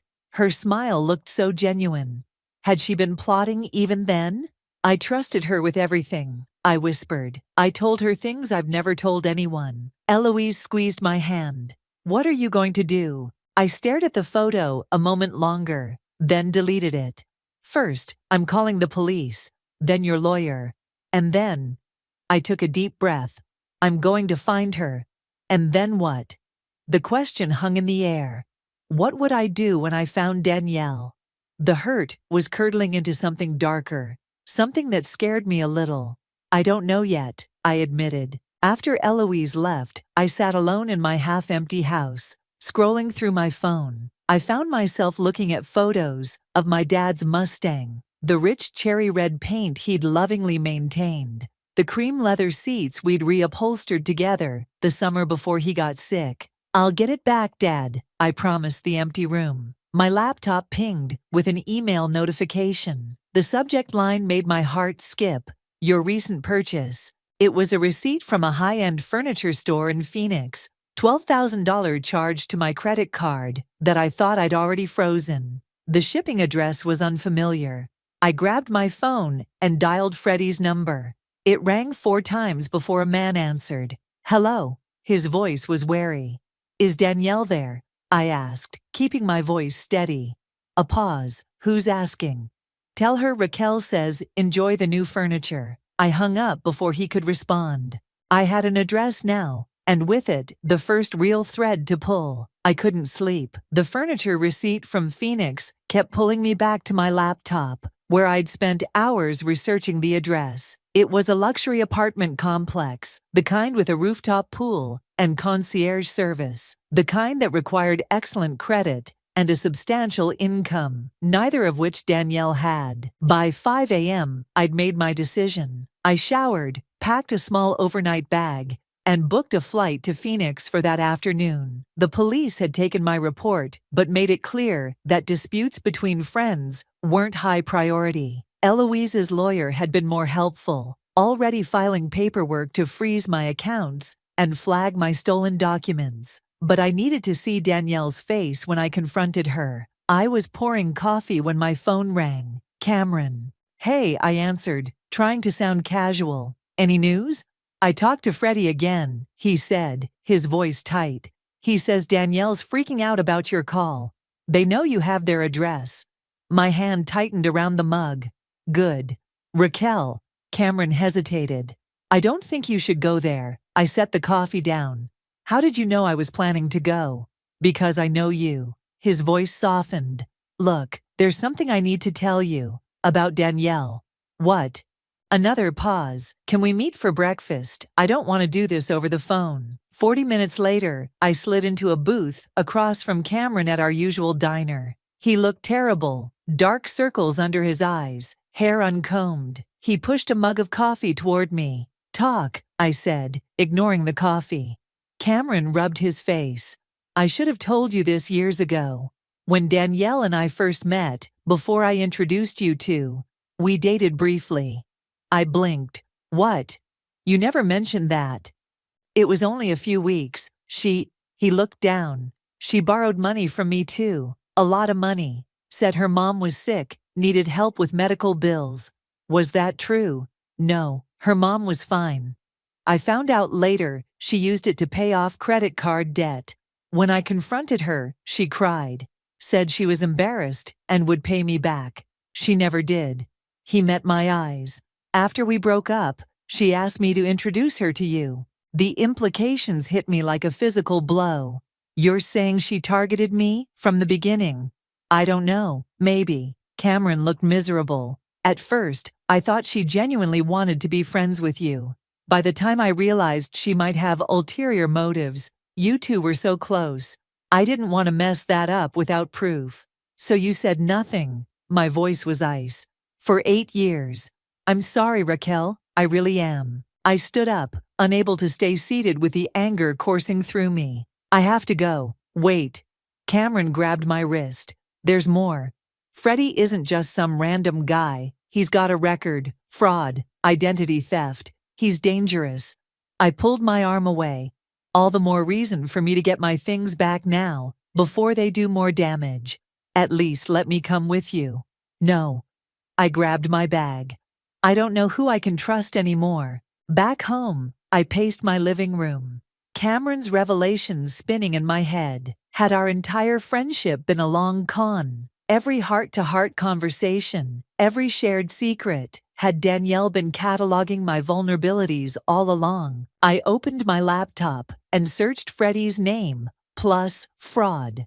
Several articles popped up about a Frederick Rogers who'd been arrested 3 years ago for an elaborate identity theft scheme targeting wealthy women. The mugshot confirmed it was the same man I'd glimpsed in Cameron's Instagram photos. My phone buzzed with a text from an unknown number. "It's Freddie, we need to talk." My heart raced. "About what?" "Danielle doesn't know I'm texting you. Meet me at Riverside Park at noon. Come alone." I stared at the message. It was obviously a trap. Or was it? If Freddie was willing to turn on Danielle, maybe I could use that. "Why should I trust you?" I texted back. "Because I have your father's car keys, and I know where the car is." I called Eloise immediately. "He's playing you," she said, after I explained. "Don't go alone." "I won't," I promised. "But I need to see what he wants." "I'll come with you. I'll stay back, but close enough to help, if needed." At 11:45, I spotted Freddie sitting on a bench near the duck pond. He was younger than I expected, maybe late 20s, with the kind of carefully disheveled good looks that photographed well. I texted Eloise, who confirmed she was positioned nearby. I approached slowly, hyper-aware of every person in the park. Freddie looked up, his expression unreadable. "Raquel," he said, standing. "Thanks for coming." "Where are my car keys?" I demanded. He glanced around nervously. "I don't have them with me. But I know where Danielle keeps them." "Why would you help me?" "Because she's using me too." His voice had an edge of desperation. "She told me you were rich, that you wouldn't miss the money. But now the cops are involved, and I can't go back to prison. So what do you want?" "A deal. I help you get your stuff back. You tell the cops I wasn't involved." I studied his face, looking for the lie. "How do I know this isn't a setup?" He pulled out his phone and showed me a photo. My father's Mustang parked in what looked like a storage unit. "She's planning to sell it tomorrow, to a private collector who doesn't ask questions." My stomach dropped. "Where is it?" "I'll take you there, but we need to go now, while Danielle's at her meeting." Every instinct screamed this was a trap, but the thought of losing Dad's car forever made me reckless. "Fine," I said. "But we're taking my friend's car, and she's coming with us." Freddie hesitated, then nodded. "Deal." As I texted Eloise to bring the car around, I wondered if I was making a catastrophic mistake. But the alternative, doing nothing while Danielle dismantled my life piece by piece, was unthinkable. "Let's go," I told Freddie, hoping I wouldn't regret this. Eloise's skepticism was palpable as Freddie directed us through the industrial outskirts of town. She kept glancing at him in the rearview mirror, her knuckles white on the steering wheel. "Left at the next light," Freddie said from the back seat, "then straight for about a mile." "If this is bullshit," I said, turning to face him, "I'll make sure fraud charges are the least of your problems." He met my eyes. "Look, I didn't know what Danielle was planning until it was too late. She told me you were loaded, that you'd never miss what she took. And you believed her?" "I wanted to." He looked away. "I've got debts, bad ones." We pulled into a storage facility surrounded by a chain-link fence. The sign read, "Secure Lock Storage," in faded red letters. My pulse quickened. "Unit 217, Freddie said. "She has it under a fake name." Eloise parked, but left the engine running. "I don't like this," she muttered. "Me neither," I admitted. "But if my car's in there, I'll wait here," she said. "Any sign of trouble, I'm calling 911. Freddie led me through a side gate, using a key code to get us in. The facility was eerily quiet, rows of identical metal doors stretching in every direction. We stopped in front of Unit 217. "It's in here," he said, "but I don't have the key to the actual unit." I stared at the padlock. "Then why are we here?" "Because I know where she hides the key." He knelt down and felt along the bottom edge of the door, then produced a small magnetic box. Inside was a single key. My heart pounded as he unlocked the unit. The metal door rolled up with a screech, revealing a dim interior. And there it was. My father's Mustang, its cherry red paint dulled by dust, but unmistakable. "Oh my God," I whispered, moving toward it. "Wait," Freddie said, grabbing my arm. "There's something else you should know." I pulled away from him. "What?" Danielle's not working alone. She has a partner, someone who's been helping her plan this for months. A chill ran through me. Who? Before he could answer, headlights swept across the open unit. A car had pulled up behind us. Shit, Freddie hissed. That's her. I froze, watching as Danielle stepped out of a sleek black Audi I'd never seen before. She looked different, hair shorter, dyed platinum blonde. Designer sunglasses hid her eyes despite the late afternoon shadows. Well, she said, walking toward us. This is awkward. Freddie moved slightly in front of me. Danny, I can explain. Save it. Her voice was cold. She pushed her sunglasses up to reveal eyes I barely recognized. Hard, calculating. I knew you'd crack eventually. You always do. You set me up, he realized aloud. She smiled thinly. Had to flush out the rat somehow. Her gaze shifted to me. Hello, Raquel. Enjoying the reunion with Daddy's precious car? The casual cruelty in her voice stunned me. This wasn't the woman who'd held me when I cried, who'd celebrated every promotion with champagne and silly cards. This was a stranger wearing my best friend's face. Why? I managed to ask. 8 years, Danielle. 8 years of friendship. Was it all a lie? Something flickered across her face. Regret, maybe, or just annoyance at being confronted. Not all of it. But you made it so easy, Raquel. Always so trusting, so generous, so oblivious. To what? To how unfair it all is. Her voice hardened.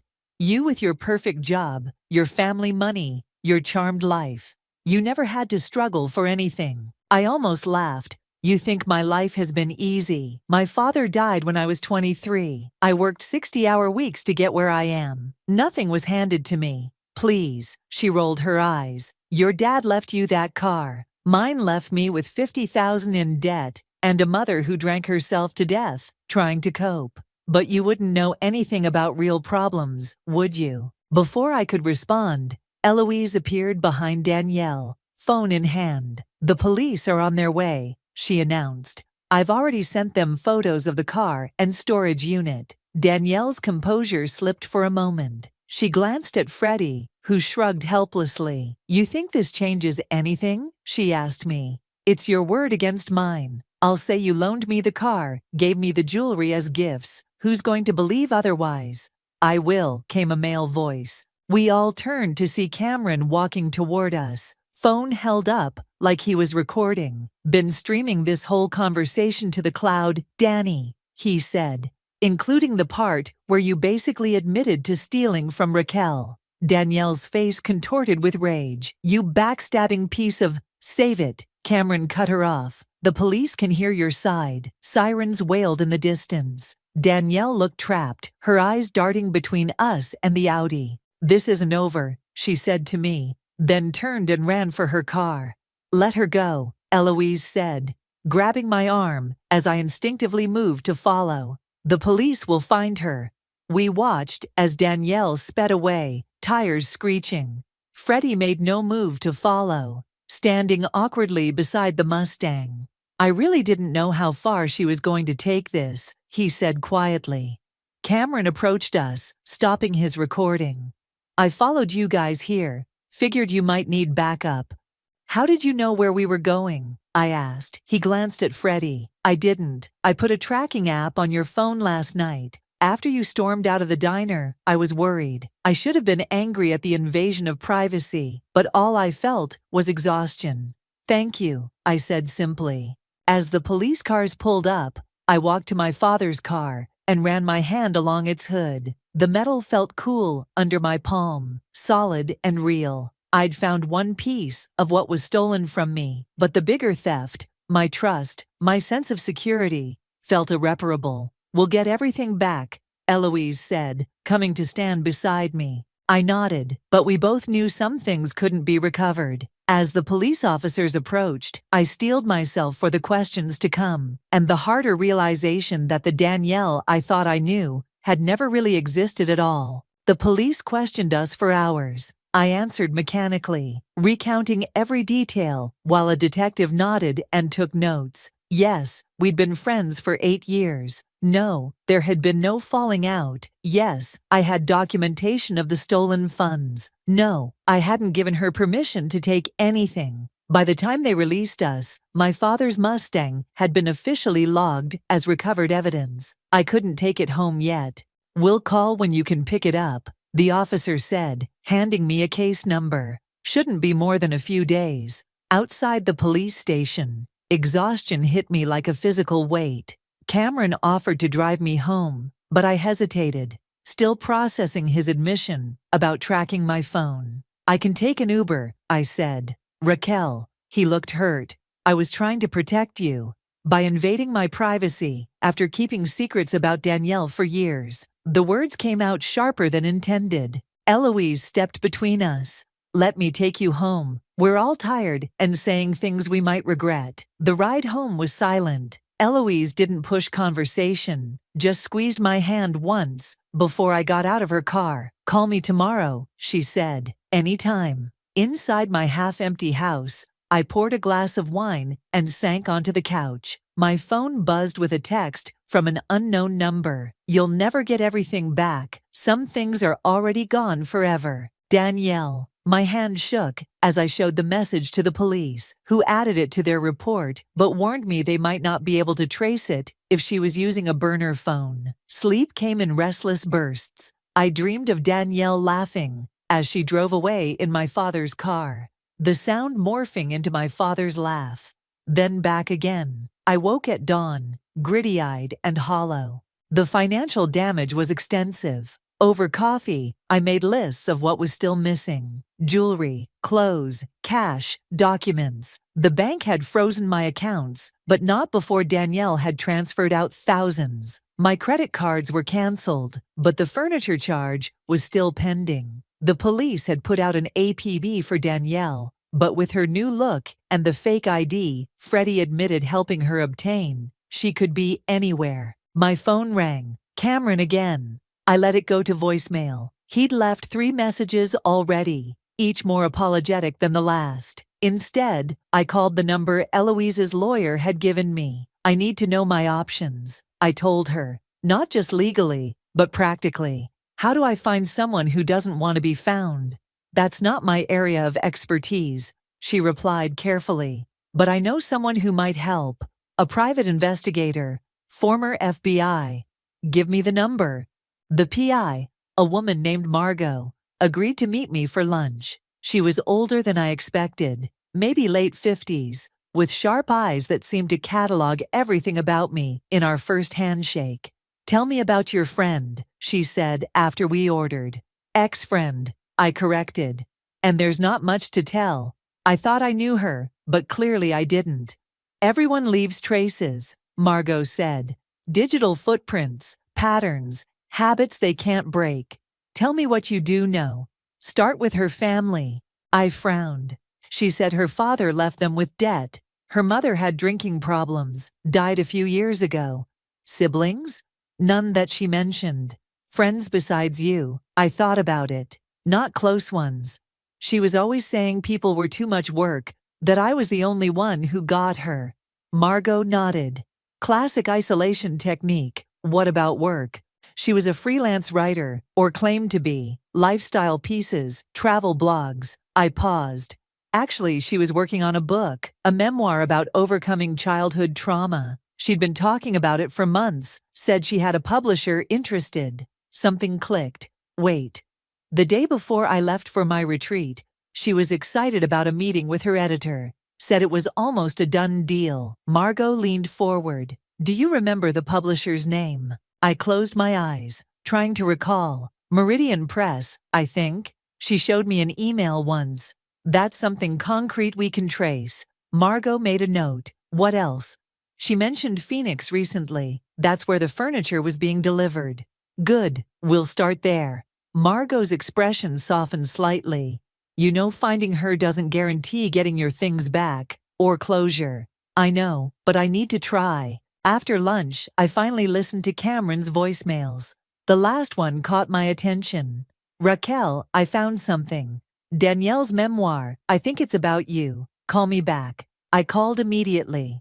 "What do you mean it's about me?" I contacted Meridian Press, pretending to be interested in her book. They sent me a sample chapter. His voice was tight. It's your life story, Raquel. Your father's death, your career struggles, all of it. But she's written it as if it happened to her. The room seemed to tilt. That's impossible. She wouldn't. She did. I'm sending you the file now.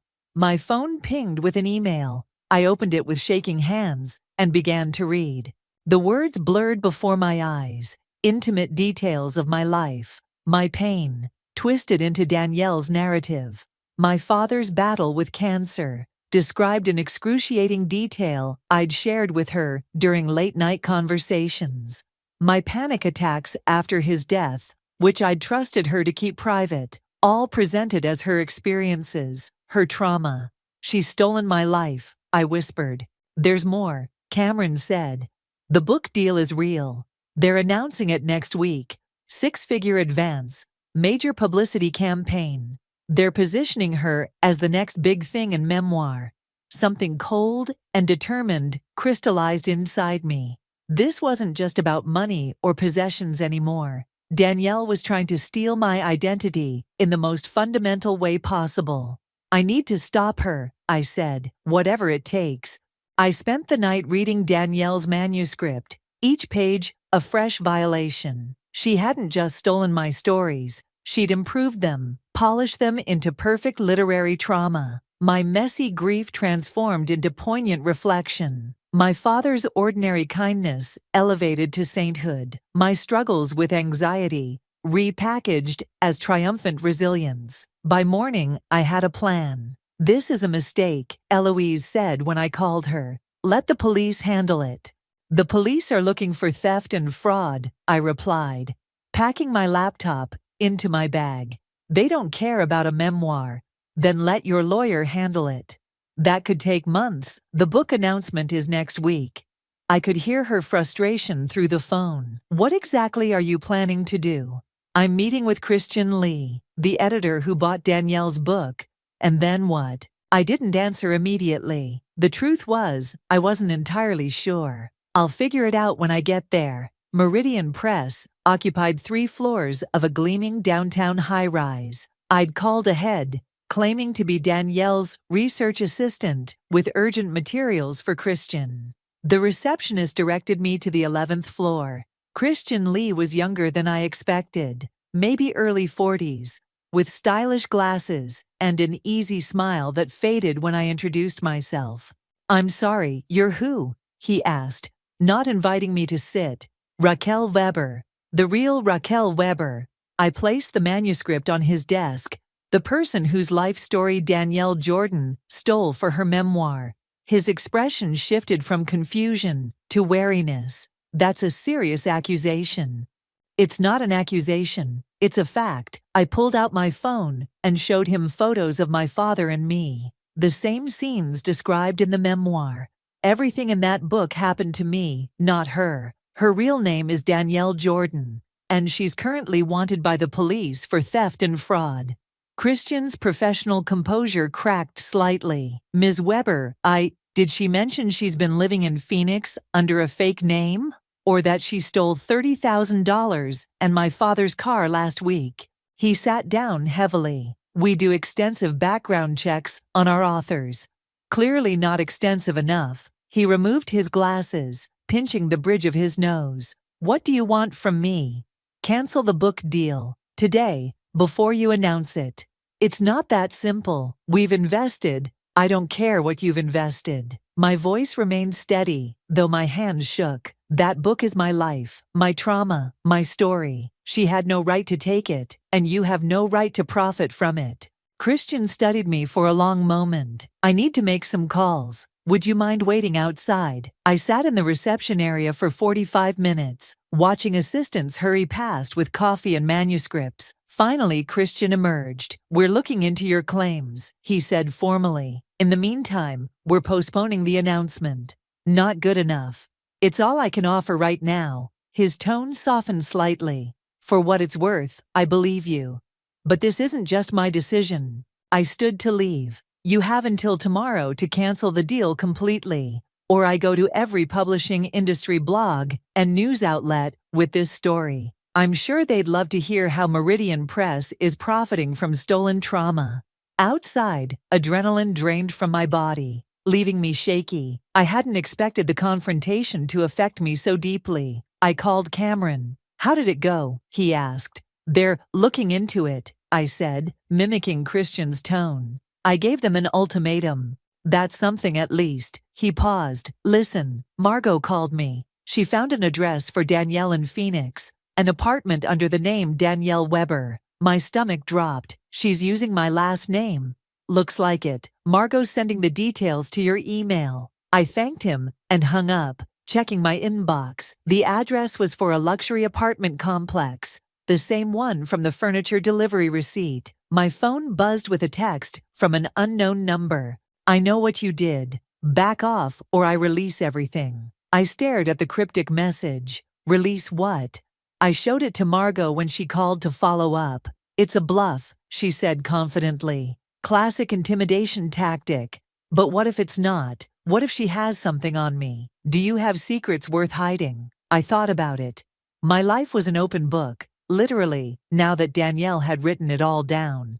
Nothing that would matter. Then ignore it.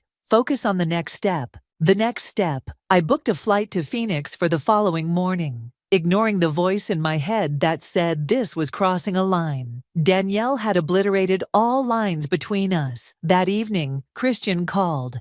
"We've canceled the contract," he said without preamble. "The legal department agreed the situation is problematic." Relief flooded through me. "Thank you." "Don't thank me yet. Danielle's threatening to take the book elsewhere. Says she has proof the story is hers." "What proof?" "Journals, apparently. Going back years, and..." He hesitated. "She claims you're the one stealing from her, that you've been obsessed with her life and trying to take it over." I laughed bitterly. "That's ridiculous." "Maybe, but she's convincing and determined." After we hung up, I sat in stunned silence. Danielle wasn't just stealing my past, she was trying to rewrite it completely, casting me as the villain in my own life story. My phone buzzed with another text from the unknown number. "You shouldn't have done that. Now I take everything." Attached was a photo that made my blood run cold. A journal open to a page dated 3 years ago, describing my father's death in Danielle's handwriting. The details were perfect. The hospital room, the last words, the color of the sky that day. She'd been planning this for years. I forwarded the image to Margot with a simple message. "I'm going to Phoenix tomorrow. I need to end this." Her reply came quickly. "Don't go alone." But that was exactly what I intended to do. This was between Danielle and me now, a battle for my own life story, and I was done playing defense. Phoenix greeted me with scorching heat that stole my breath the moment I stepped off the plane. By the time my rideshare pulled up to Danielle's apartment complex, my cotton blouse clung to my back, and determination had hardened into something colder. The building was exactly as pretentious as I'd imagined. All glass and steel, with a uniformed doorman and a fountain in the lobby. I approached the front desk with practiced confidence. "I'm here to see Danielle Weber," I said, the surname bitter on my tongue. The concierge checked his computer. "I don't see you on her approved visitor list." "It's a surprise," I smiled, channeling Danielle's easy charm. "I'm her sister, just flew in from New York." He hesitated, then smiled back. "I'll need to see some ID." I handed over my driver's license, heart pounding. His eyes flicked between my face and the name. "Weber, right. Apartment 1107. I'll let her know you're coming up." Actually, I touched his arm lightly. "I'd really like to surprise her. It's her birthday." He looked uncertain, then nodded. 11th floor, to the right. The elevator ride gave me 30 seconds to question everything. What was I actually going to do when I saw her? What if Freddie was there? What if she called security? I had no real plan beyond confrontation. Apartment 1107 had a sleek black door with no peephole. I pressed the doorbell before I could lose my nerve. Nothing. I pressed it again, longer this time. Still nothing. Had the concierge warned her? Was she hiding inside, watching me through some hidden camera? I was about to turn away when I heard the elevator ding behind me. I froze. Danielle stepped out, arms full of shopping bags from high-end boutiques. She saw me and stopped dead, her face draining of color beneath her new platinum hair. "Surprise," I said quietly. She recovered quickly, shifting the bags to one arm and fishing out her keys. "You shouldn't have come here, Raquel. You shouldn't have stolen my life." She brushed past me to unlock her door. "I didn't steal anything that matters. My father's car doesn't matter. My money, my life story." She pushed the door open and turned to face me. "Are you coming in, or would you prefer to have this conversation in the hallway where everyone can hear?" I followed her inside, immediately struck by the familiar items scattered throughout the stylish apartment. My vintage record player sat on a shelf. My throw pillows adorned her couch. Even the art on the walls, pieces I'd carefully collected over years, hung as if they'd always been hers. "You've been busy redecorating," I said, my voice tight. Danielle set her bags down and moved to the kitchen, where she poured herself a glass of water. She didn't offer me one. "What do you want, Raquel? An apology? Your stuff back? Because the first isn't coming, and the second isn't possible anymore." "I want to understand," I said, surprising myself with the honesty. 8 years, Danielle. Was any of it real?" Something flickered across her face. "Regret, maybe, or just annoyance. Parts of it. In the beginning. And then?" She shrugged. "And then I realized how easy you were to borrow from. You never noticed the small things disappearing. A bracelet here, a scarf there. You were so trusting, so willing to believe the best in people." She took a sip of water. "People like you deserve what you get." The casual cruelty stunned me. "What did I ever do to you?" "You existed," she said simply. "With your perfect life, and your perfect job, and your perfect fucking story about your perfect dad who loved you so much, he left you his precious car." Her voice had risen, revealing the first crack in her composure. "Do you know what my father left me? Scars, and debt, and a mother who drank herself to death trying to forget him." I stared at her, really seeing her for the first time. "So you decided to take my life instead?" "I decided to take the life I deserved." She gestured around the apartment. "And it fits me better than it ever fit you. I've done more with your stories in one book than you would have done in a lifetime." "The book deal is canceled," I said. "Christian called me yesterday." Her smile was cold. "One publisher down, dozens to go. The manuscript is already with 3 others. Your cease and desist means nothing when I have years of journals proving these experiences are mine." "Journals you fabricated. Prove it." She stepped closer. "It's your word against mine, and I'm much more convincing. I always have been." Something inside me snapped, not into rage, but into clarity. "You know what, Danielle? Keep it. Keep the clothes, the furniture, the fancy apartment. Keep pretending to be someone you're not." I pulled out my phone. "But you don't get my story." I pressed play on the recording app that had been running since I entered the apartment. Danielle's voice filled the room. "I decided to take the life I deserved." Her face contorted. "You bitch. I've already emailed this to my lawyer, Margot, Christian, and the police." I lied smoothly, watching her confidence crumble. "Along with photos of all my stolen property currently decorating your apartment." She lunged for my phone. I stepped back, bumping into the coffee table, my coffee table, nearly losing my balance. "Delete it," she demanded, grabbing my wrist. I twisted away. "It's too late. It's already out there. Your new identity, your book deal, your freedom. It's all over. You're lying." "Am I? The police are already looking for you. How long before they check Phoenix? How long before they find Danielle Weber living in an apartment she can't possibly afford?" Her grip loosened. For a moment, I saw the old Danielle, the one who used to panic when things went wrong, who needed me to fix everything. "I can explain the recording," she said, but her voice lacked conviction. "Maybe.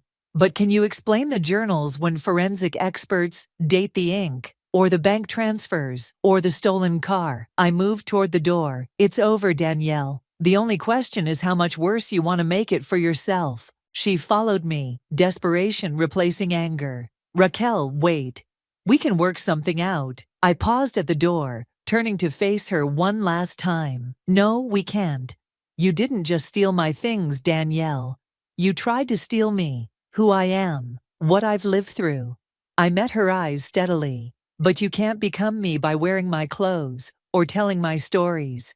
You'll always be you, running from yourself. I walked out, closing the door on her protests. In the elevator, my hands finally began to shake as the adrenaline ebbed. I'd done it. I'd confronted her. And somehow, walking away felt more powerful than any revenge I could have taken. Outside, I called Margot. I found her, and I have everything we need. I thought I had everything. The kind of everything you post about on social media, knowing your friends will hate you a little for it. Successful business, gorgeous husband, that house with the kitchen island everyone covets. I believed it too, until exactly 9:17 p.m. on our 5th wedding anniversary. You need to see this, Lily whispered, her fingers digging into my forearm as she pulled me away from my own party. The concern in her eyes made my stomach drop before I even knew why. I followed her through the crowd of well-wishers filling our open-concept living room, champagne sloshing in my glass. Todd had gone all out for our anniversary. Caterers, a small jazz quartet, flowers everywhere. He'd even made a toast that had me blinking back tears 10 minutes earlier. "Can't this wait?" I asked, forcing a smile at Clayton as we squeezed past. "We're about to cut the cake."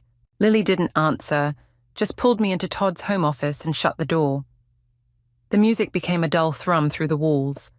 "I wasn't snooping," she started, which is exactly what people say when they found something while snooping. "I came in here looking for more napkins where you said they'd be, in the credenza." "And?" My voice sounded normal. Everything was still normal. "I found this instead." She held out her phone, open to a banking app. Todd left his laptop open. This was on the screen. I squinted at the numbers, trying to make sense of them. "I don't understand." "It's a transfer, Heidi, from your business account to some offshore thing. $500,000. The room tilted slightly. "That's impossible. I'd know if that kind of money. There are dozens of transfers. Small enough to fly under the radar, I'm guessing. Going back months." I snatched the phone, scrolling through the transaction history. My throat closed up as the evidence mounted. All those nights Todd had helped with the bookkeeping.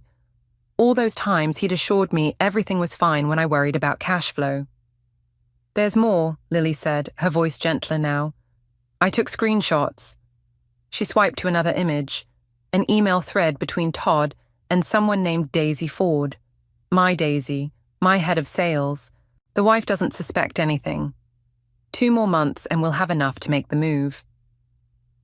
"What about the business?" Daisy had replied.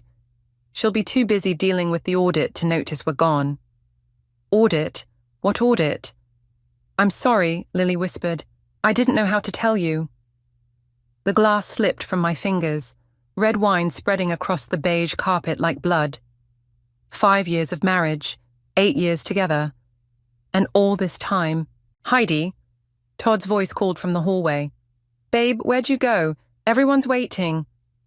I looked up at Lily, panic rising in my chest. "What do I do?" "Don't let him know that you know," she said quickly. "Not yet. Not until we figure out how much he's taken and what this audit thing is about." The doorknob turned. I kicked the wine glass under the desk and wiped my eyes. Todd appeared, handsome in his tailored suit, that smile I'd fallen for lighting up his face. "There you are. What are you two hiding in here for?" "Girl talk," Lily said smoothly. "I was just telling Heidi about this guy I met." I forced myself to smile, to step forward and slip my arm through his like I'd done thousands of times before. His body felt suddenly unfamiliar against mine. "Sorry, honey. You know how Lily gets when she's crushing on someone." Was my voice steady? Could he tell? I studied his face for any sign that he knew I'd discovered his betrayal, but saw only the same Todd I'd always known. That was the most terrifying part.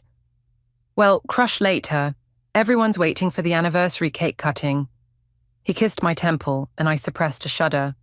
5 amazing years, right? 5 years of lies. 5 years of him systematically stealing from me while I worked myself to exhaustion building my company. Right, I echoed, letting him lead me back toward the party, Lily following close behind. As we emerged into the living room, our friends erupted in applause. Todd raised our joined hands triumphantly, playing the role of devoted husband to perfection. The knife waited beside our anniversary cake, 3 tiers of white chocolate and raspberry that I'd specially ordered from his favorite bakery. I looked at the knife, then at Todd's smiling face, then back at the knife. "Speech," someone called out. Todd squeezed my hand, oblivious to the storm raging inside me. "Want me to do it, or you?" I reached for the knife, wrapping my fingers around the handle. "Oh, no," I said, meeting his eyes. "I think it's my turn to cut something." I somehow made it through the rest of the party, smiled for photos, thanked guests for coming, kissed Todd on cue when everyone clinked their glasses. My face ached from the performance. "You okay?" Todd asked as we waved goodbye to the last guests around midnight. "You seem off." I forced another smile. "Just tired. It was a lot to take in." "I know what you mean." He wrapped his arms around me from behind, his chin resting on my shoulder. 5 years. Sometimes I can't believe how lucky I am. The audacity. I wanted to scream, to confront him right there, but Lily's warning echoed in my head. "Don't let him know until you understand what you're dealing with." "I'm going to clean up," I said, pulling away. "Leave it for tomorrow. The cleaning service is coming anyway." He tugged at my hand. "Come to bed." The thought of lying next to him made my skin crawl. "I just need a few minutes to decompress. I'll be up soon." Once he disappeared upstairs, I collapsed onto the couch, my body finally giving in to the trembling it had been suppressing all night. My phone buzzed with a text from Lily. "Call me when you can. I'm worried about you." Instead of calling, I found myself moving through the house collecting evidence. I grabbed Todd's laptop from his office, along with the files he kept in his desk drawer. In the kitchen, I poured myself a large glass of wine and spread everything across the island counter. The laptop was password protected. Of course, I tried our anniversary date, his birthday, my birthday. Nothing worked. After the 5th attempt, I stopped, afraid of triggering a lockout. I turned to the files instead. Most contained ordinary household documents, insurance policies, car maintenance records, warranties. Nothing suspicious. But in a folder labeled Tax Prep, I found something odd. A second set of financial statements for my company with numbers that didn't match the ones I reviewed monthly. The doorbell rang, startling me so badly I knocked over my wine glass. Who would be coming by at 1 a.m.? I peered through the peephole to see Lily standing on my porch, hugging herself against the night chill. "I couldn't sleep," she said when I opened the door. "I kept thinking about your face when you saw those transfers." I pulled her inside quickly. "Todd's upstairs. He thinks I'm cleaning up." "Has he said anything?" "Nothing. He's acting completely normal." I led her to the kitchen, showing her the documents I'd found.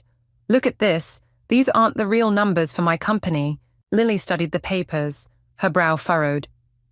"It looks like he's been keeping 2 sets of books. One for you, one for something else." "The audit," I whispered. "He mentioned an audit in those emails. What if he's setting me up to take a fall for tax fraud?" The realization hit me like a physical blow. This wasn't just about stealing money. He was creating a paper trail that would implicate me. "Heidi," Todd's voice called from upstairs. "Who are you talking to?" Lily and I froze, staring at each other in panic. "It's just Lily," I called back, quickly gathering the papers. She forgot her phone. Heavy footsteps on the stairs. I shoved the documents into Lily's purse just as Todd appeared in the kitchen doorway, wearing only his pajama bottoms. "Hey, Lily," he said, seeming genuinely surprised. "Everything okay?" "Sorry to drop by so late," she replied smoothly. "Left my phone somewhere in the chaos. Heidi found it for me. I held up her phone as evidence. She'd actually left it on purpose, anticipating this might happen. Todd yawned. No problem. Heidi, are you coming to bed soon? In a minute. After he retreated upstairs, Lily gripped my hands. You need help, professional help. What, like therapy? I almost laughed. No, like someone who knows how to handle financial fraud. I have a friend, Warren. He's a private investigator who specializes in this kind of thing. A private investigator? Isn't that a bit extreme? Lily's expression hardened. He's stealing your money and setting you up to take the blame for his crimes. How much more extreme does it need to get? She was right. The Todd I thought I knew, the man who supported my dreams, who celebrated my success, was a fiction. The real Todd was systematically destroying everything I'd built. Okay, I said, my voice steadier than I expected. Set up a meeting. After Lily left, I stood in our kitchen, surrounded by the remnants of our anniversary celebration. 5 years of what I thought was love, reduced to a criminal conspiracy. I climbed the stairs slowly, each step requiring deliberate effort. Todd was already asleep, his breathing deep and even. I slipped into bed beside him, keeping to the edge of the mattress. Tomorrow I'd meet with Warren. Tomorrow I'd begin to understand the full scope of Todd's betrayal. Tomorrow, I'd start planning how to save myself.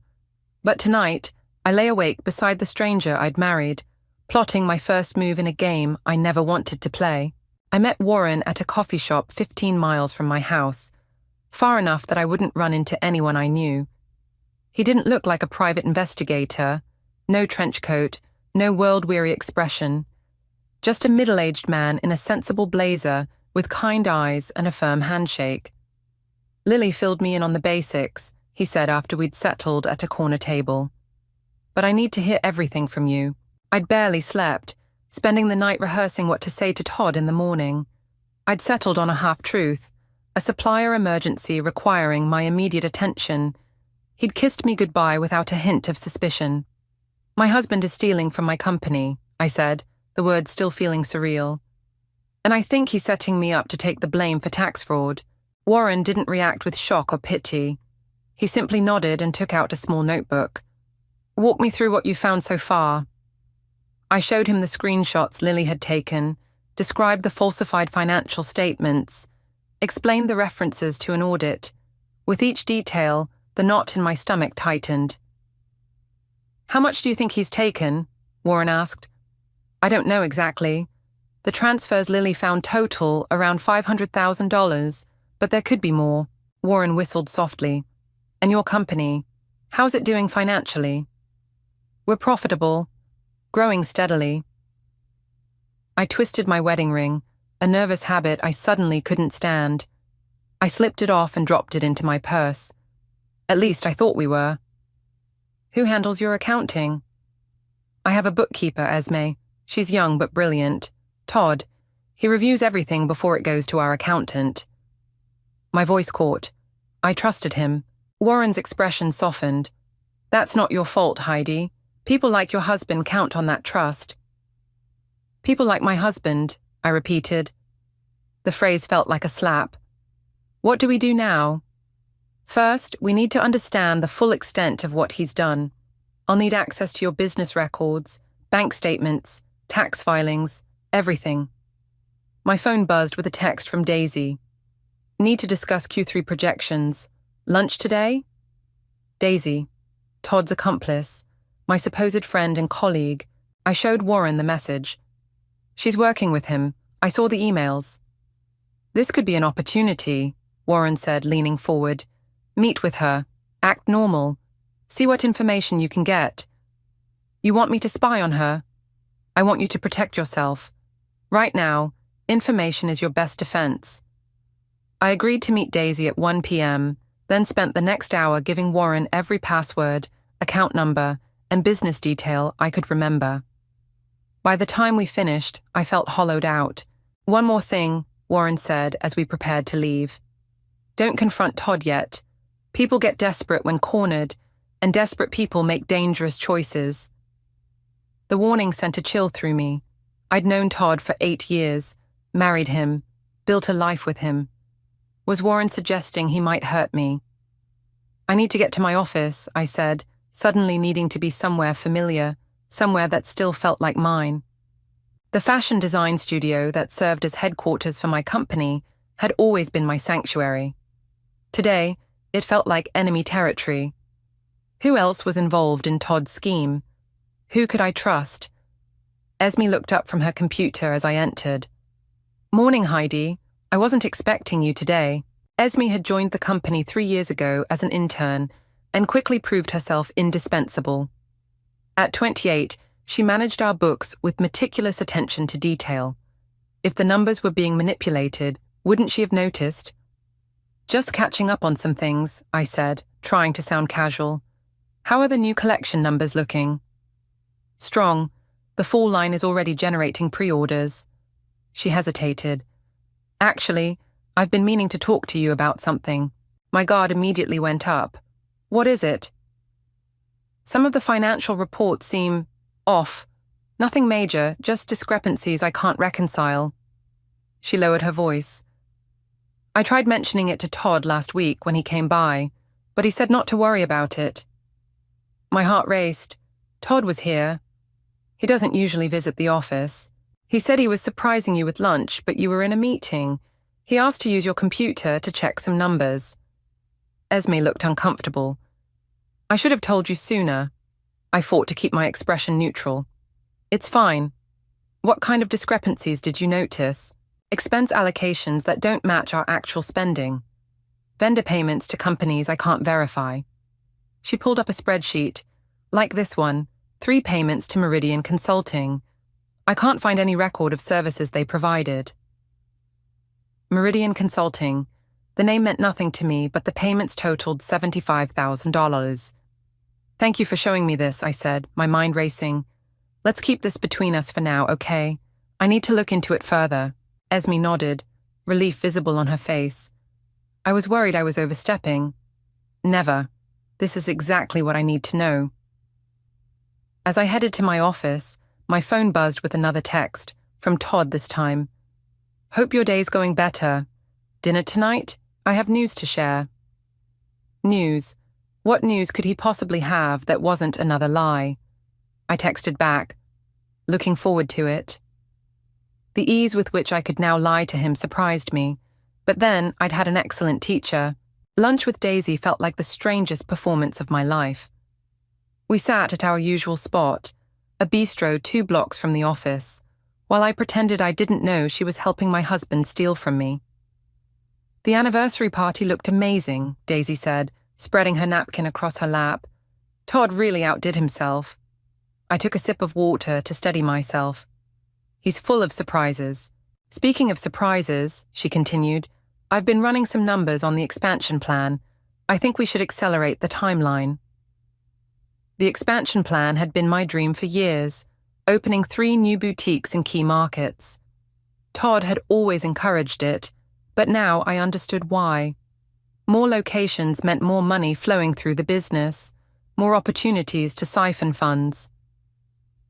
"I'm not sure that's wise," I said carefully. "The current economic climate is perfect," Daisy interrupted. "Interest rates are low, and our brand recognition has never been higher." She pulled out a folder. "I've already drafted a proposal for the board." I stared at her, this woman I'd trusted with my business secrets for years. How long had she been working against me? What was her angle? "That's very proactive of you," I managed. Todd thought so too. He's been incredibly helpful with the financial projections. Of course he had. I forced a smile. "You've been talking to Todd about this?" "Just getting his input. He has such a good head for business." She tilted her head. "Is that a problem?" "No, not at all. I just like to be kept in the loop." Daisy's phone buzzed. She glanced at it, then quickly turned it face down. "Sorry about that." Was she texting Todd right now? Updating him on our conversation? The thought made me feel physically ill. "Actually," I said, seizing an opportunity, "I noticed some unusual payments to a company called Meridian Consulting. Do you know anything about that?" The briefest flicker of something, alarm, guilt, crossed Daisy's face before her professional mask slipped back into place. Meridian, I believe they helped with market research for the expansion. Todd handled that contract. A lie. I'd run every market research project personally. Right, of course, I said. I must have forgotten. The rest of lunch passed in a blur of small talk and business discussions that now felt hollow. When we parted ways outside the restaurant, Daisy hugged me like always. We're going to do great things together, she said. I wondered if she meant her and me, or her and Todd. Back at the office, I shut my door and called Warren. Meridian Consulting, I said without preamble. I need to know everything about them. I'm already on it, Warren replied. Esme sent me the payment records this morning. I froze. Esme contacted you. How does she even have your number? I reached out to her after our meeting. You mentioned she handled the books, so I figured she'd be a valuable resource. You went behind my back? My voice rose despite my efforts to stay calm. I'm trying to help you, Heidi. We need all the information we can get as quickly as possible. I pressed my fingers to my temples, feeling a headache forming. You should have asked me first. Would you have said yes? The question hung between us. Would I have, or would I have hesitated, worried about involving another person, expanding the circle of those who knew how thoroughly I'd been deceived? That's not the point, I said finally. The point is, Esme already suspected something was wrong. She's been documenting discrepancies for months. She's on your side. I thought about Esme's relief when I hadn't dismissed her concerns. Had she been carrying this burden alone, afraid to speak up? Fine, I conceded. What did you find out about Meridian? It's a shell company, registered 6 months ago to a P.O. box. No website, no employees, no actual consulting services. Let me guess, Todd's name is on the paperwork? No, it's registered to someone named Clayton Mitchell. Clayton. My stomach dropped. Clayton had been friends with Todd since college. He'd been at our wedding, at our anniversary party just days ago. I'd always liked him. That can't be right, I whispered. I'm sending you the documentation now. My email pinged. There it was, Clayton's name on the incorporation papers for a company that existed solely to funnel my money into someone else's pocket. There's something else, Warren continued. Esme found emails between Todd and Clayton discussing a property purchase, a beachfront villa in a non-extradition country. The room seemed to tilt. They're planning to run. It looks that way. And soon. I thought of Todd's text. I have news to share. Was tonight when he planned to spring some new lie on me, some story to explain why we suddenly needed to take a vacation to a country that wouldn't send him back to face charges. What do? I asked, hating how small my voice sounded. We accelerate our timeline. I've already spoken with a forensic accountant. She can start tomorrow if you authorize it. Do it, I said without hesitation. And tonight, with Todd. I'll play along. Make him think everything's normal. After hanging up, I sat at my desk, staring at the framed photo of Todd and me from our honeymoon. We looked so happy, so in love. Had it all been an act? Or had he loved me once, before greed took over? I removed the photo from its frame and tore it in half, separating his image from mine. It felt childish, but also necessary, a physical representation of what was happening to my life. My phone buzzed with a text from Todd. Made reservations at Luciano's for 7. Wear that blue dress I love, giving me instructions, always controlling the narrative. I texted back, perfect, can't wait to hear your news.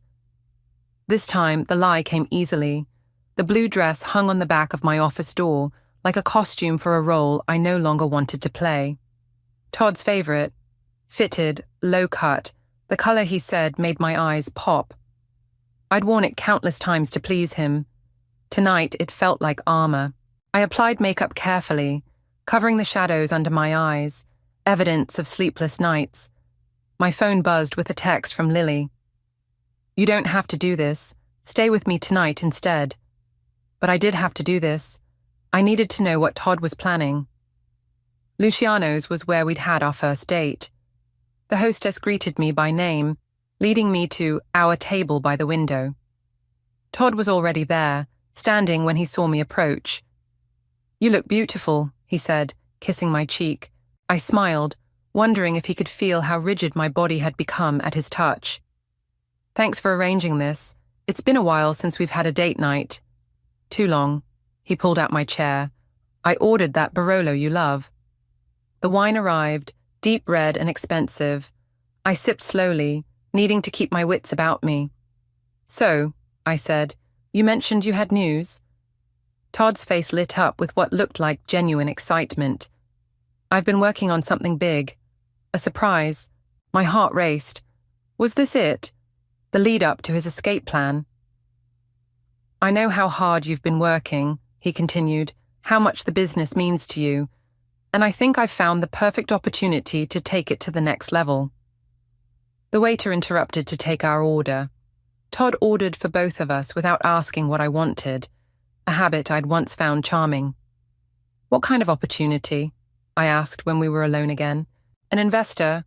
Someone willing to put serious capital into your expansion plans?" He leaned forward.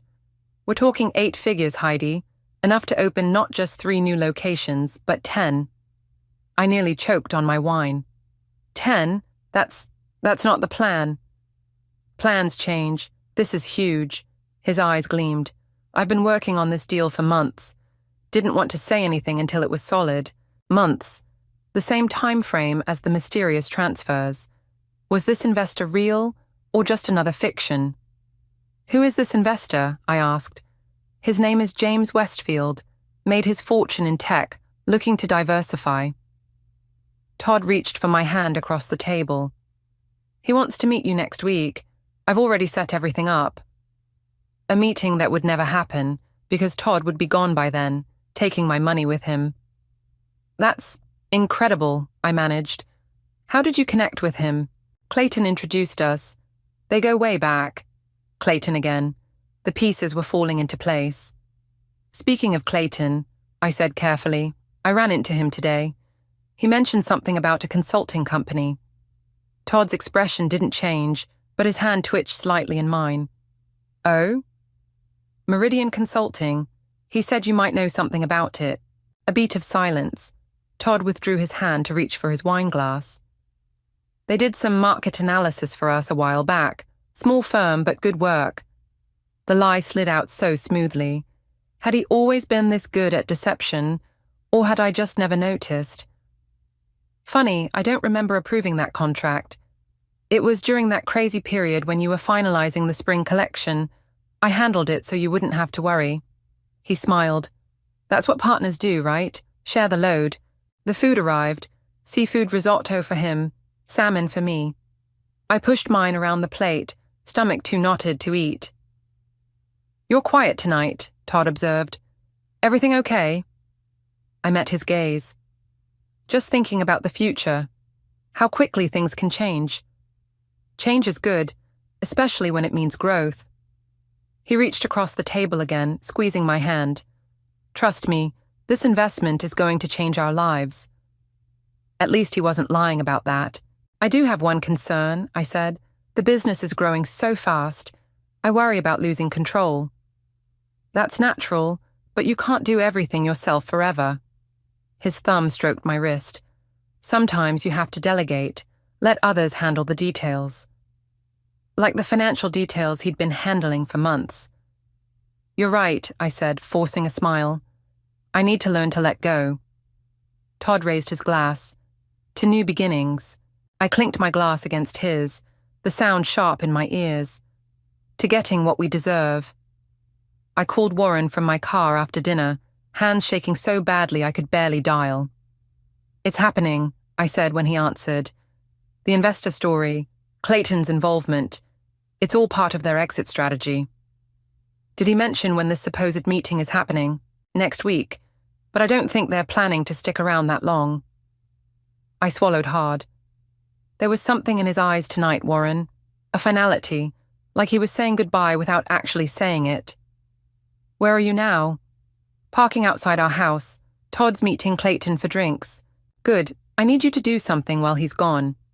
Warren's voice was steady, grounding. Check his office again. Look for travel documents, confirmation emails, anything that might tell us when they're planning to leave. And if I find something, then we move now. Tonight. I ended the call and sat in the darkness, watching the house I'd once loved, the home we'd built together.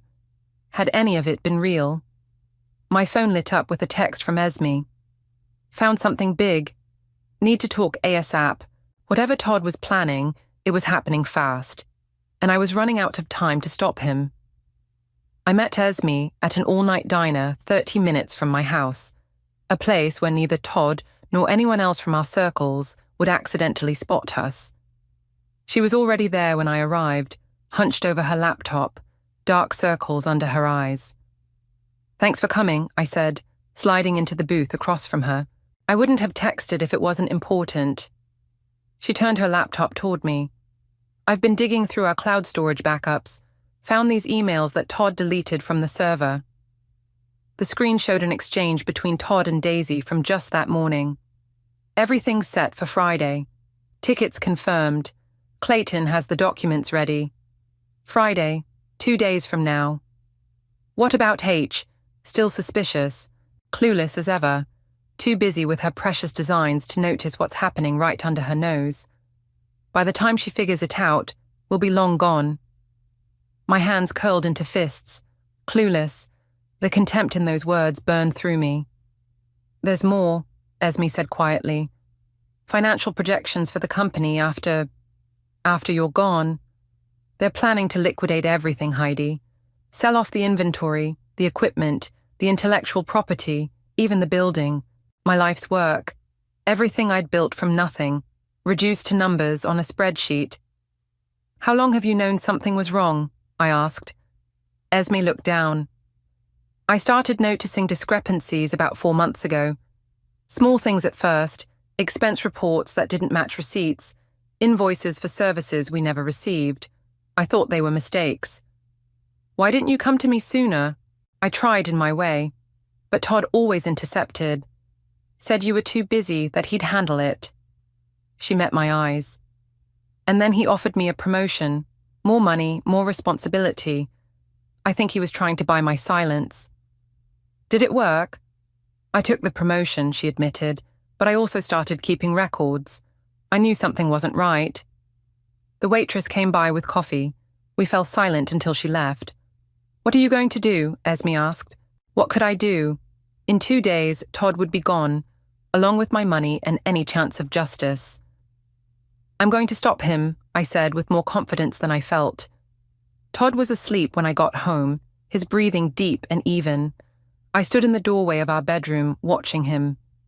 How many nights had I lain beside him, feeling safe, protected, loved, all while he plotted to destroy me.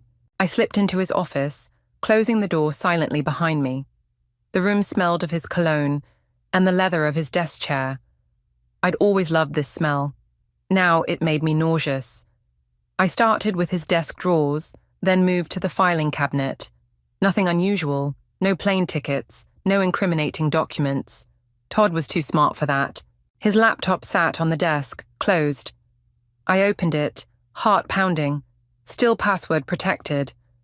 I tried a few more combinations, his parents' names, his childhood street, before remembering something. For his birthday last year, I'd given him a vintage watch. He'd been obsessed with it, even had the serial number engraved on the back. I typed in the number. The screen unlocked. For the next hour, I combed through his emails, documents, browser history. Most were innocuous, but in a folder labeled Investment Opportunities, I found what I was looking for. Confirmation of first-class tickets to Bali. One way. Departing Friday afternoon. Not just for Todd, but for Daisy too. My hands shook as I took photos of the screen with my phone. Not just business partners then. The betrayal cut deeper than I'd expected. I was about to close the laptop when a new email notification appeared. From Clayton, sent just minutes ago. Change of plans. Audit flags raised. Need to move timeline up. Details in mourning. Audit flags. Someone had noticed the financial irregularities. The authorities might already be involved. I quickly forwarded the email to myself, then closed the laptop exactly as I'd found it. As I turned to leave, the office door opened. Todd stood there, sleep-rumpled and confused. "Heidi, what are you doing in here?" My mind raced. Looking for aspirin. Couldn't sleep. In my office. I didn't want to wake you by turning on the bathroom light. I moved toward the door. "Sorry, I'll look somewhere else." He blocked my path. "You were on my computer." "What? No, It's still warm." His voice hardened. "What were you looking for?" "Nothing. I told you. Stop lying." He grabbed my arm. "What do you know?"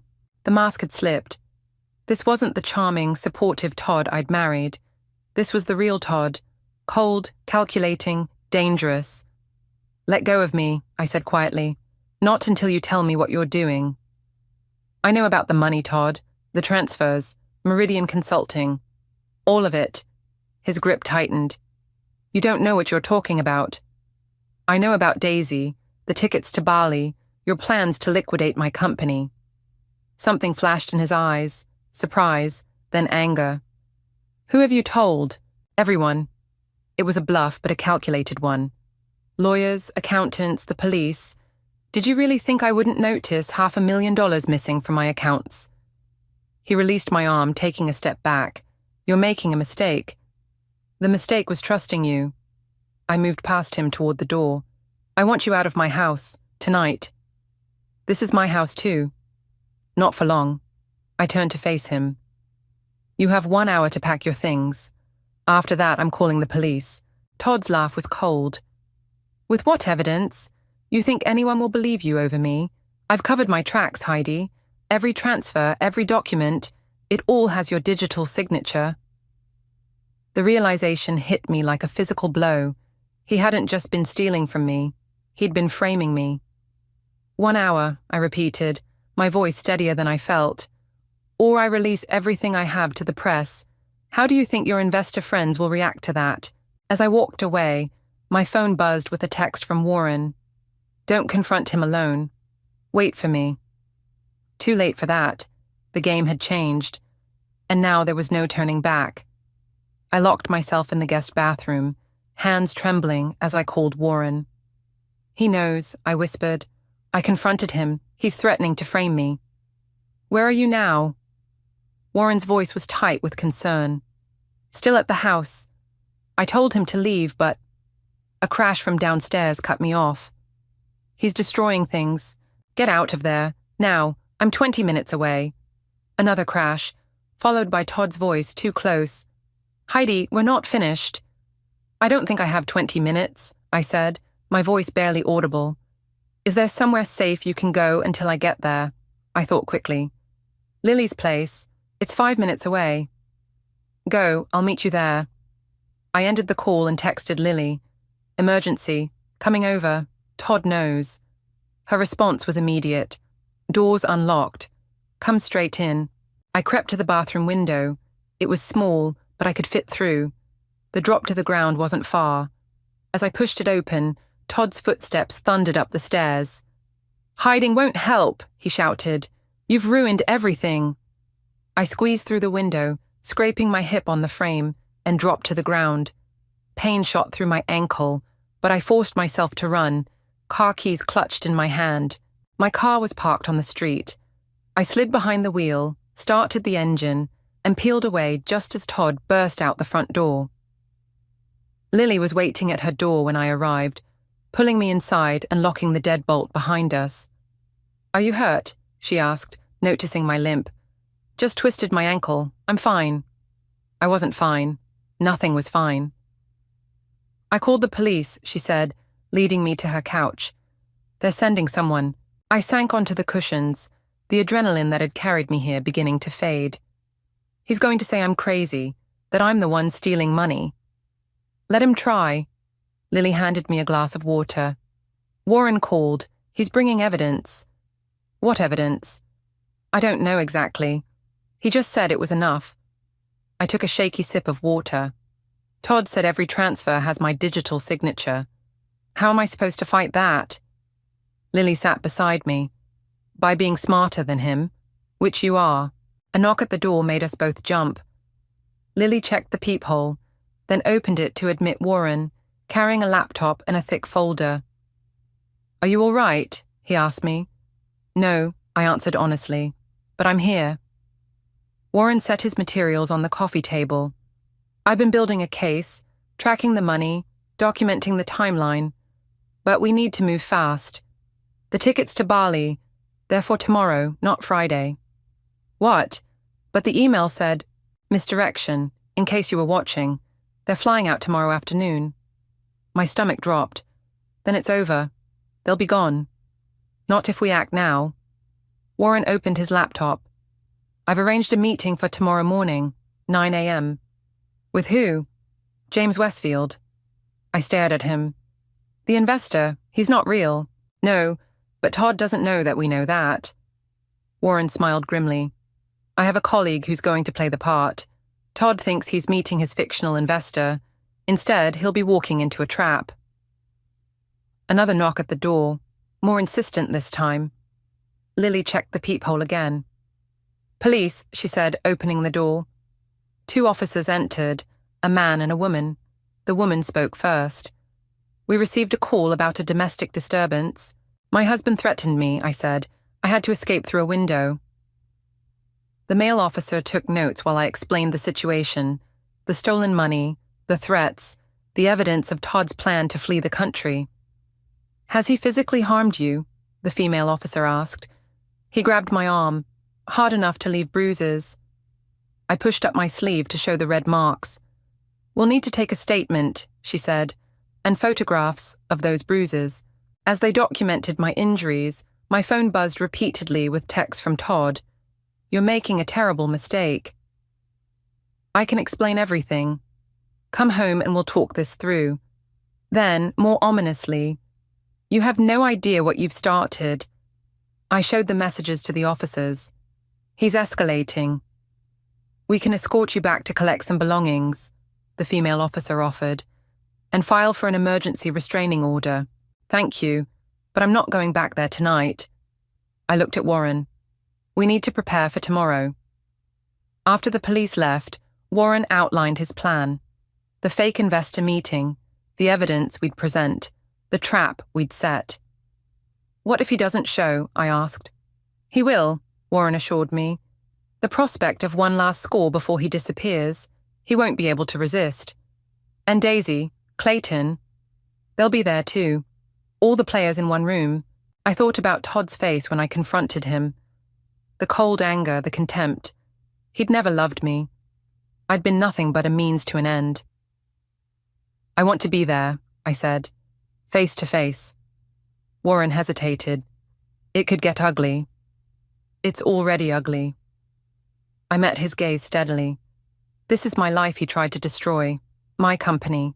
I need to look him in the eye when it all falls apart. Lily squeezed my hand. "Are you sure?" No, I wasn't sure. I was terrified. But beneath the fear was something stronger, a determination I hadn't known I possessed. "Tomorrow morning," I said, 9 a.m. I'll be ready." The conference room at Warren's office was deliberately intimidating, all glass and steel, with recording equipment visible in the corners. I sat at the head of the table, dressed in my most powerful outfit, a folder of evidence in front of me. Warren stood nearby, speaking quietly into his phone. "They've arrived, bringing them up now." My heart hammered against my ribs. In moments, I would face the man who had betrayed me in every possible way, the woman who had helped him, the friend who had chosen the wrong side. "Are you ready?" Warren asked. I thought about all I had lost, and all I still had to fight for. "I'm ready." The door opened. Todd entered first, his confident smile faltering when he saw me. Behind him came Daisy, then Clayton, the 3 people I had trusted most in the world. "What is this?" Todd demanded. "Where's Westfield?" I stood, steadier than I'd felt in days. "There is no Westfield, Todd. There never was." His eyes narrowed. What are you talking about?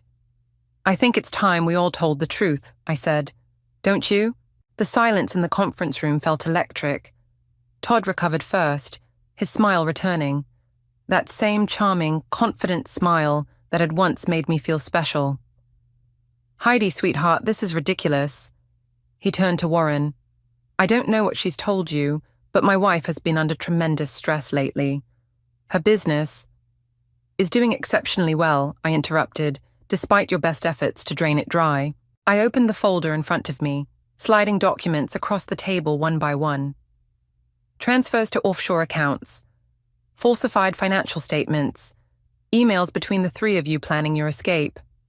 I looked at each of them in turn. Did I miss anything?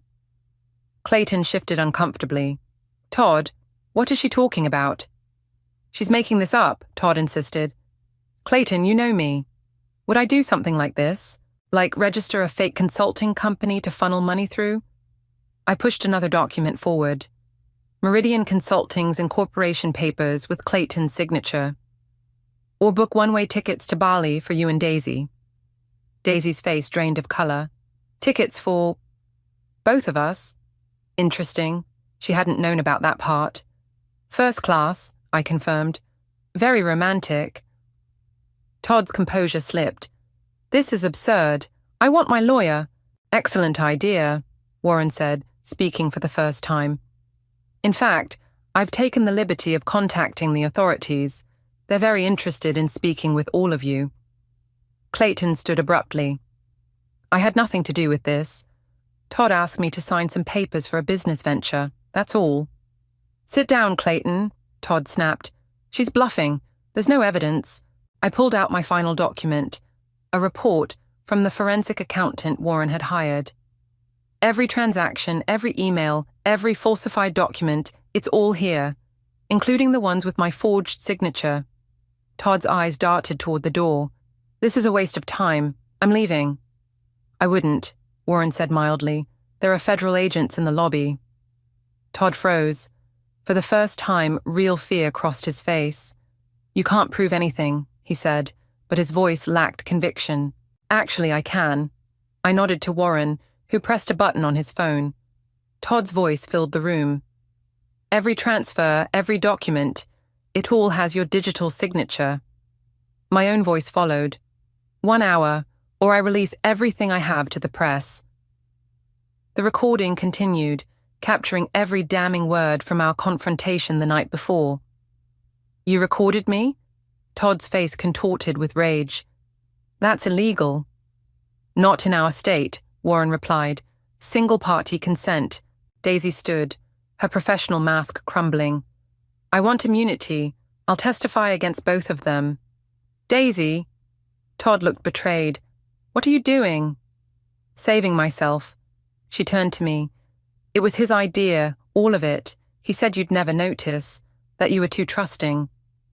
That's enough, Clayton interrupted. No one say another word until we have legal representation. Too late. The door opened, and 2 agents entered, followed by a woman in a business suit who introduced herself as a prosecutor with the Financial Crimes Division. What followed was a blur of legal terms and procedures, statements taken, rights read. Todd, Daisy, and Clayton led away separately for questioning. Through it all, I sat perfectly still, watching the life I thought I had dissolved before my eyes. Hours later, I stood alone in the empty conference room, staring out at the city below. Warren entered quietly, closing the door behind him. They're being processed now, he said. The prosecutor is confident they have enough for an indictment. I nodded, still looking out the window. What happens to my company? It's yours, Heidi. It always was. The forensic accountant has already begun untangling the financial mess. You'll need to work closely with her, but your business will survive this. And the money they took? Some can be recovered, not all of it. He paused. I'm sorry. I turned to face him. Don't be. Money can be replaced.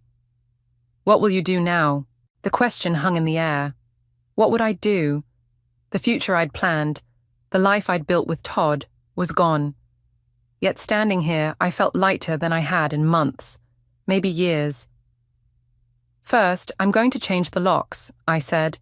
"Then, I'm going to call Esme and offer her that promotion for real." Warren smiled. "And after that?" "I don't know yet." I gathered my things, suddenly eager to leave this room, this building, this chapter behind. But for the first time in a long time, I get to decide. The house felt different when I returned, emptier, but somehow less hollow. I moved through the rooms, reclaiming each space. In Todd's office, I found a framed photo of us I'd missed before, taken on our honeymoon. I studied his face, searching for signs of the deception to come. There were none, or perhaps I simply hadn't wanted to see them. My phone rang, Lily checking in. "How are you holding up?" "I'm okay," I said, surprised to find it was true.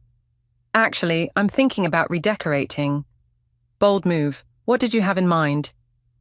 I looked around at the house Todd had largely designed, with its neutral colors and minimalist aesthetic, nothing that truly reflected me. "Everything," I said. "I'm changing everything." After we hung up, I wandered into the kitchen where it had all begun, where Lily had shown me those first damning transfers on our anniversary night. The remnants of the party had been cleared away, but a single champagne flute remained on the counter, forgotten. I picked it up, turning it in my hands. 5 years of marriage, 8 years together, a lifetime of memories, now tainted. With deliberate care, I placed the glass in the sink. Then I opened a drawer, pulled out a notepad, and began to write. Not a list of what I'd lost, but of what came next. At the top, I wrote, "Things that are actually mine." The business, this house, my designs, my future, and most importantly, the truth.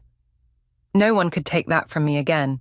The scent of baby powder and lavender filled my apartment as I fumbled with my keys, balancing grocery bags against my hip. My baby shower was in 2 hours, and I needed everything to be perfect. I'd spent weeks planning it with Zoe, my best friend since college, who'd insisted on handling the final touches while I picked up last-minute supplies. "Zoe," I called out, kicking the door shut behind me. "I got those little cucumber sandwiches you said were essential." No answer. The apartment was eerily quiet for a place that should be in pre-party chaos. I set the bags down on the kitchen counter and noticed something odd. A half-empty bottle of my favorite champagne, the expensive kind Colby and I had been saving for after the baby was born. "Hello?" I called again, my voice bouncing off the walls. That's when I heard it, water sloshing, followed by a soft giggle coming from the master bathroom. I followed the sound, my pregnant belly leading the way, a knot forming in my stomach. The bathroom door was cracked open. I pushed it wider to find Zoe lounging in my bathtub, bubbles up to her chin, my champagne glass dangling from her fingers. "Remy?"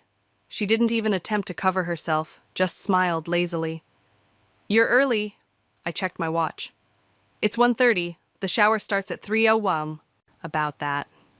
She took a long sip from her glass. I pushed it back to 5:00. "Thought you could use the extra time to rest, for the baby." Something cold slithered down my spine. "You... what?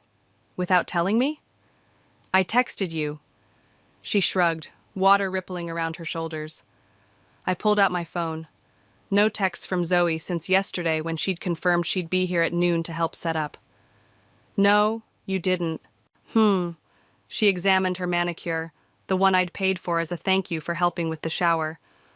"Must not have gone through. Technology, right?" I stood there, struggling to process what was happening.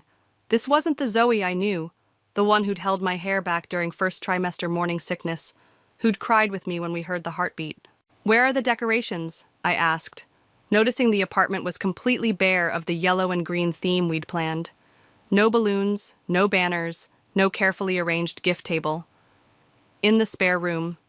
She waved vaguely. I was just about to start when I thought, God, I need a bath. "Your tub is so much nicer than mine." The doorbell rang, startling us both. "That's weird," I said. "No one should be here yet." Zoe's expression flickered. Something like annoyance crossed her face before she composed herself. "Could be the delivery guy with the cake." I headed for the door, confusion mounting. When I opened it, I found Skylar, another close friend, standing there with an apologetic look and a beautifully wrapped gift.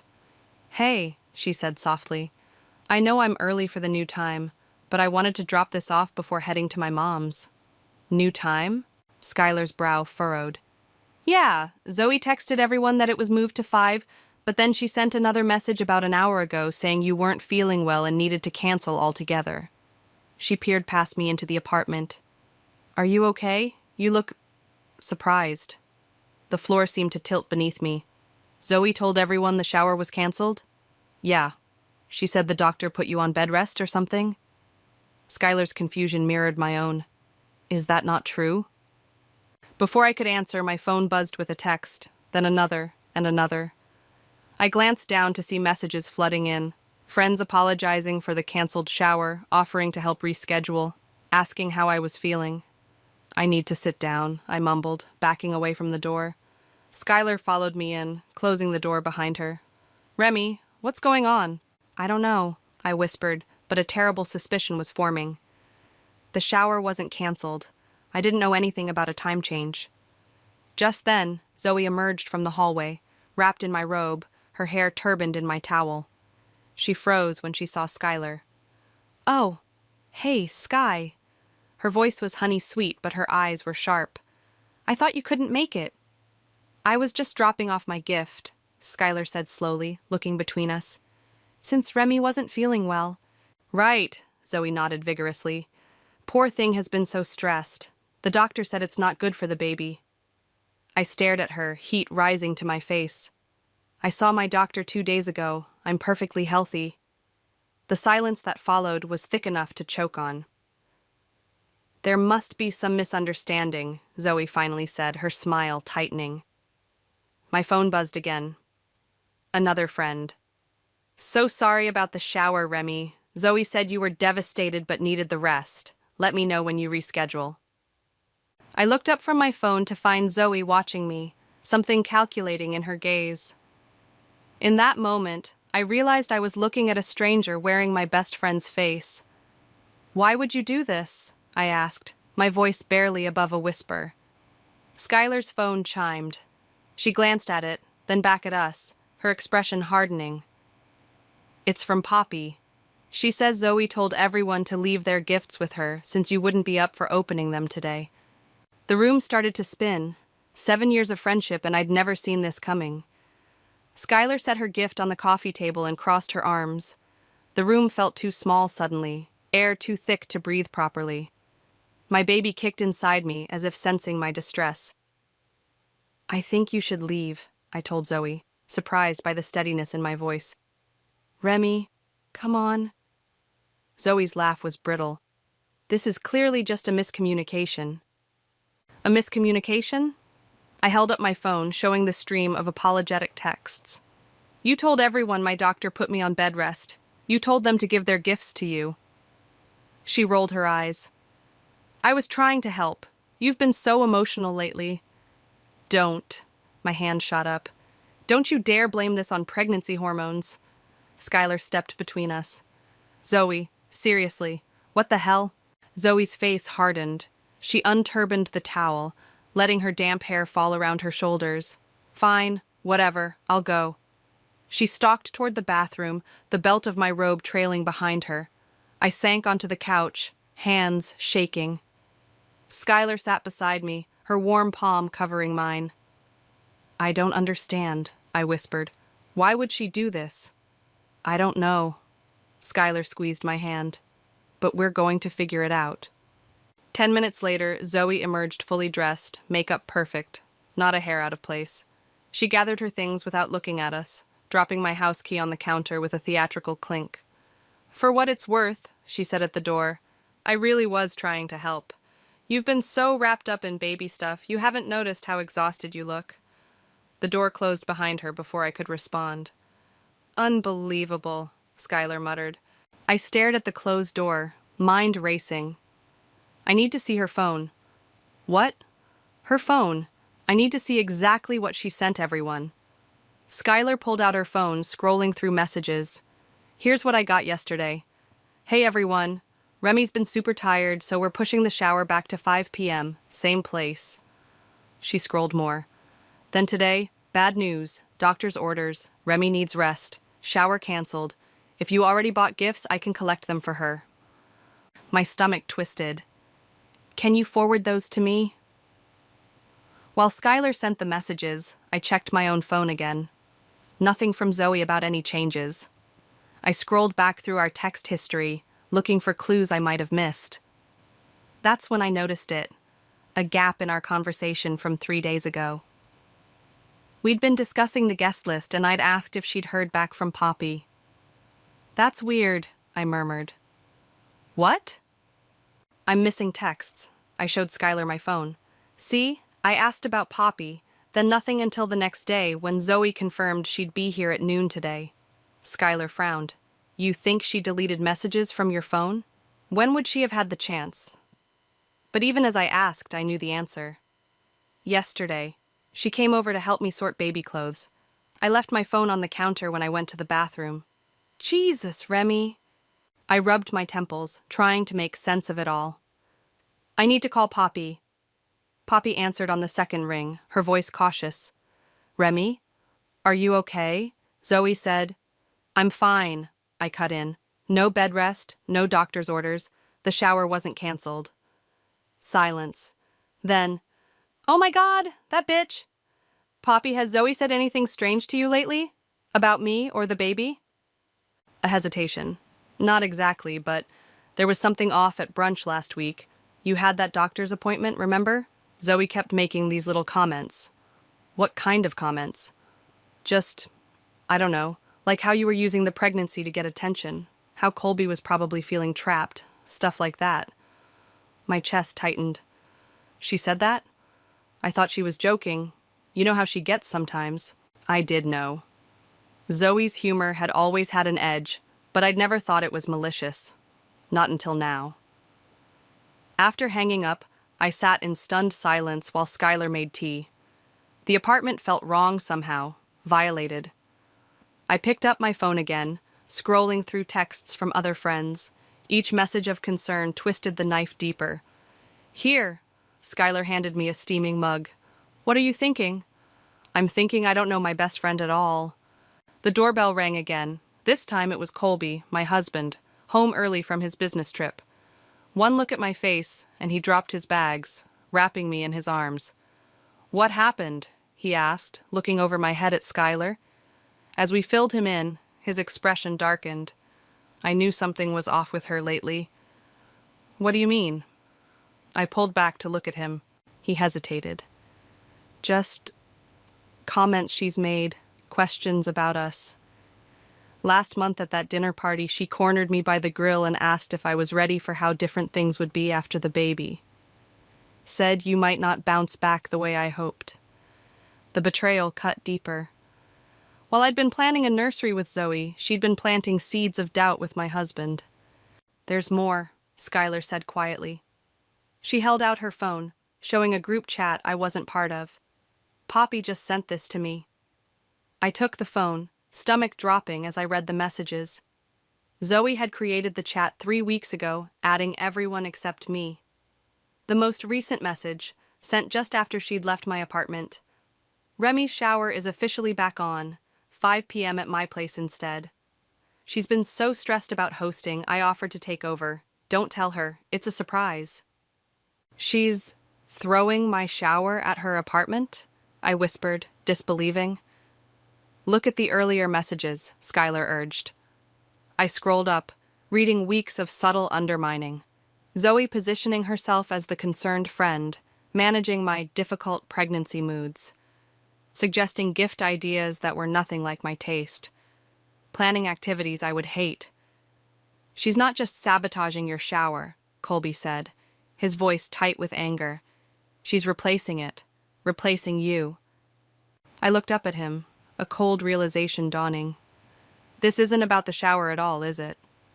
Colby made calls while I sat on the couch, staring at the blank wall where decorations should have been hanging. Skylar had gone to intercept guests who might show up at Zoe's apartment, armed with the truth and directions to our place instead. Most people are still coming, Colby said, setting his phone down.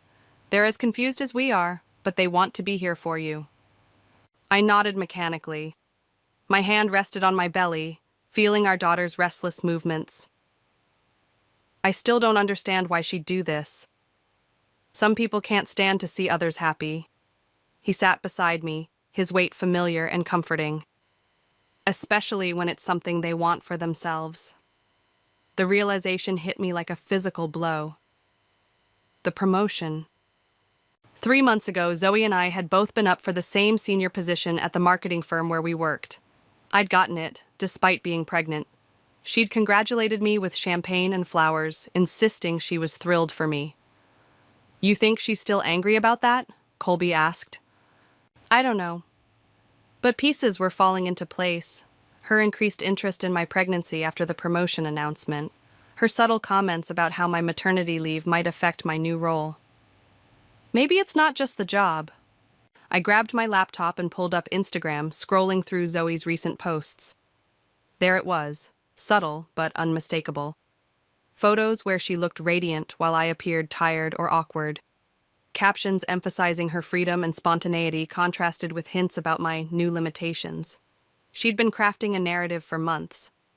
I need to confront her, I said, closing the laptop. Colby frowned. Is that a good idea? You're upset and she's clearly not thinking rationally. I'm not going to scream at her in the street.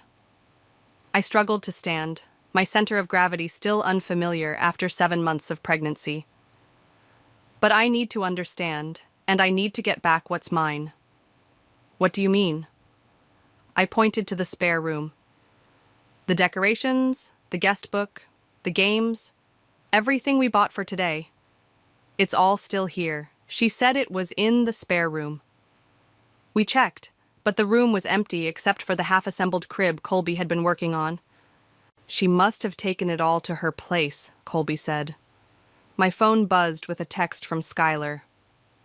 At Z's apartment. Decorations everywhere. Our decorations. The yellow and green ones we picked out. She's telling everyone you asked her to host at the last minute because your AC broke. I showed Colby the message. His jaw tightened. That's it. I grabbed my purse. I'm going over there. Not alone, you're not. 20 minutes later, we pulled up outside Zoe's building. Through her first floor window, I could see yellow and green balloons bobbing against the ceiling. My balloons, my shower, my friends. Wait, Colby said as I reached for the door handle. Let's think this through. What exactly do you want to accomplish here? I paused, considering. I want my friends to know the truth. I want my things back. And I swallowed hard. I want to know why. Why she would betray me like this. He nodded. Okay, but remember, she's already shown she's willing to lie. Be prepared for that. We approached her door and I could hear laughter inside. My hand hovered over the doorbell, suddenly uncertain. What if I was overreacting? What if there was a reasonable explanation? Then I heard Zoe's voice, clear through the door. Poor Remy. She tries so hard, but organizing just isn't her thing. This shower would have been a disaster if I hadn't stepped in. Anger surged through me. I pressed the doorbell. Zoe opened the door, champagne flute in hand. Her smile froze when she saw us. Remy, Colby, what are you doing here? Her voice was too high, too bright. You know exactly why we're here. I stepped forward, forcing her to back up. You stole my baby shower. The room fell silent as our friends turned to stare. I recognized all the decorations.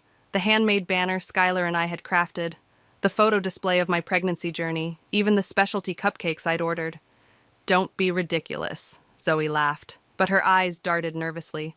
I saved your shower. Your apartment was a mess, and you were clearly overwhelmed. I simply moved everything here to help you. That's not true, and you know it. My voice was steady despite the fury coursing through me. You canceled my shower behind my back, then recreated it here without me. Poppy stepped forward, confusion on her face. Zoe told us you asked her to host because your air conditioning broke. My air conditioning is fine. I never asked her to do anything. Murmurs spread through the room. Zoe's smile became strained. You're hormonal, she said dismissively. You probably don't remember what we discussed. Stop. Colby's voice cut through the tension. Remy has the text messages proving you canceled the shower without her knowledge. You told everyone she was on bed rest. Zoe's face hardened. I was trying to help. You've been so self-absorbed since getting pregnant, and especially since the promotion. Some friend you are, taking a job you knew I wanted more than anything, then expecting me to celebrate while you have everything.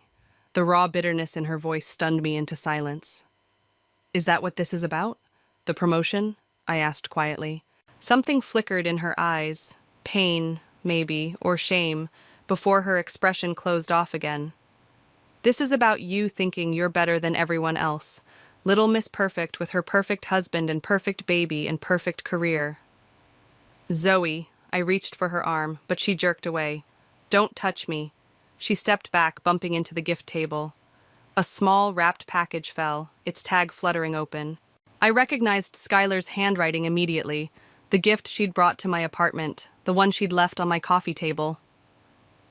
How did this get here? I asked, picking it up. Skylar, who'd been watching from the corner, stepped forward. I left that at your place, with you. All eyes turned to Zoe, whose face had gone pale. I was just trying to make sure everything was perfect, she whispered, but the excuse sounded hollow even to her own ears. In that moment, looking at the woman I'd trusted with my deepest secrets, I realized something that chilled me to the bone. This betrayal went far deeper than a stolen baby shower, and I had no idea how far Zoe was willing to go. The shower dissolved into awkward murmurs and sidelong glances. Some friends made excuses and slipped out, others stayed, helping me pack up decorations and gifts. Zoe watched from the kitchen, arms crossed, refusing to help or leave her own apartment. You're making a scene over nothing, she called as I carefully folded the handmade banner. This is exactly why I took over. You're too emotional right now to handle anything properly. I ignored her, focusing on breathing evenly. Colby squeezed my shoulder as he passed with a box of supplies. Don't engage, he whispered. That's what she wants. When everything was packed, I paused at the door, our remaining friends waiting in the hallway with armfuls of decorations. I want my house key back, I told Zoe. She rolled her eyes. I already gave it to you. You gave me the spare. I want the one you had copied without my permission. Her expression flickered with surprise before settling into defiance. I don't know what you're talking about. The one you used to get into our apartment when we weren't home. The one that let you delete texts from my phone and go through my things. For a moment, she looked genuinely confused. Then understanding dawned in her eyes, followed quickly by calculation. She disappeared into her bedroom, returning with a key that she tossed carelessly onto the counter. Take it. It's not like I need it anymore. Her smile was cold. Good luck with the baby. Hope she doesn't ruin your perfect life the way you ruined our friendship. I left without responding, the weight of her words following me down the hallway. Back home, we salvaged what we could of the shower. Friends rallied, setting up decorations and organizing games. It wasn't what I'd planned, but their support warmed me in ways I hadn't expected. You okay? Skylar asked, finding me alone in the kitchen. Not really. I leaned against the counter. I keep thinking about what she said, about me ruining our friendship. That's classic manipulation. You know that, right? She betrayed you, then tried to make it your fault. I know, but I hesitated. What if there's some truth to it? What if I did change after the promotion or after getting pregnant? Skylar shook her head. Even if you did change, which is normal, by the way, it doesn't justify what she did.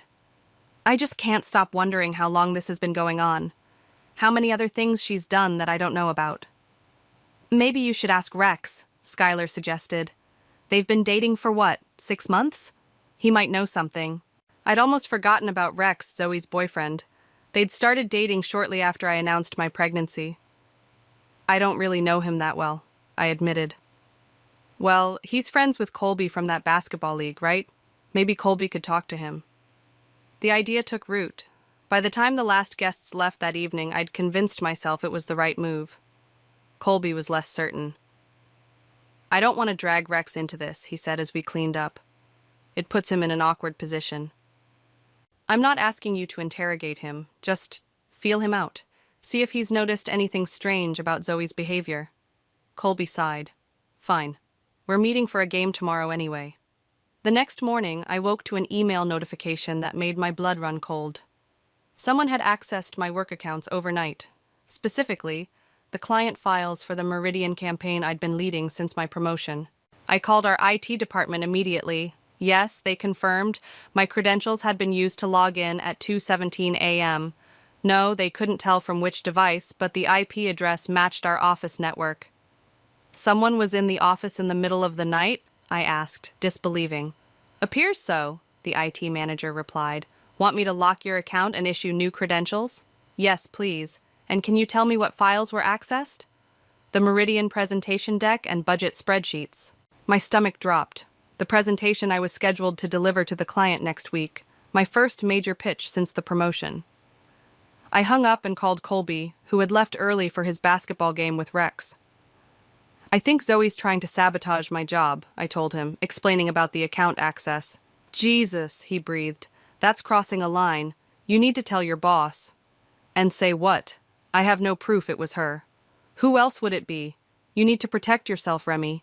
He was right. I showered quickly and headed to the office, despite it being Saturday. If Zoe was planning something with those files, I needed to get ahead of it. The office was quiet when I arrived. I went straight to my desk, noticing immediately that something was off. My desk drawer was slightly ajar, the one where I kept my backup files and notes. As I was checking what might be missing, my phone buzzed with a text from Colby. Just talked to Rex. You need to hear this. He says Zoe's been obsessed with you for months, keeps a file of screenshots of your social media, talks about you constantly. He thought it was normal friend stuff until recently. Another text followed. There's more. He broke up with her last night after your shower. Said she screamed about how you've always had everything she deserved. He's worried about what she might do. I stared at the messages, a chill running through me. This wasn't just jealousy or pettiness. This was something darker. My computer chimed with an email notification. It was from our biggest client, Meridian's CEO. Remy, received the updated presentation you sent last night. Concerned about the budget discrepancies. Can we discuss ASAP? I hadn't sent anything last night. With shaking hands, I opened my sent items folder. There it was, an email to Meridian with an attached presentation sent at 2:43 a.m. from my account. I downloaded the attachment, heart pounding as I opened it. It was my presentation, but with subtle, devastating changes. Budget numbers inflated, timeline promises we couldn't keep. Strategy points that contradicted what we'd previously agreed upon. Changes that would make me look incompetent, dishonest, or both. My phone rang. Colby again. Rex just called back, he said without preamble. Zoe texted him this morning. By Monday, Remy will be begging me to save her career. I called my boss Marcus immediately. Weekend or not, this couldn't wait. Someone accessed my account last night and sent altered files to Meridian, I explained, trying to keep my voice steady. I'm at the office now. The original files are intact on my computer, but the versions sent to the client have been tampered with. Slow down, Marcus said. What kind of alterations are we talking about? Budget inflation, impossible timelines, strategy contradictions. I swallowed hard. It looks like I'm either incompetent or trying to scam them. Silence stretched across the line. That's serious, Remy. Any idea who would do this? I hesitated. Accusing a colleague without proof was dangerous, especially one as well-liked as Zoe. I have suspicions, but no concrete evidence. Come to my place in an hour, he said finally. Bring everything you have. We need to get ahead of this before the client loses faith completely. After hanging up, I forwarded Rex's text messages to my email for documentation.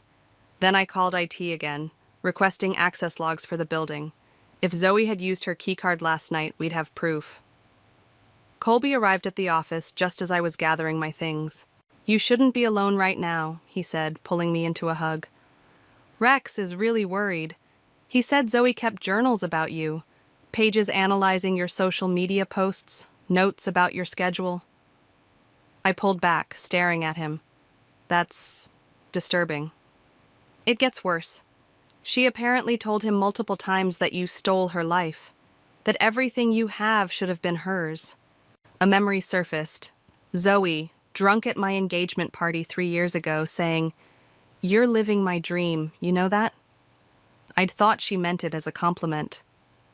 "I need to talk to Rex directly," I said. "He's waiting downstairs. Didn't want to come up in case Zoe showed up." We took the elevator down. Rex was pacing outside, looking haggard. When he saw me, relief washed over his face. "Remy, thank God. I've been trying to call Zoe all morning. She's not answering."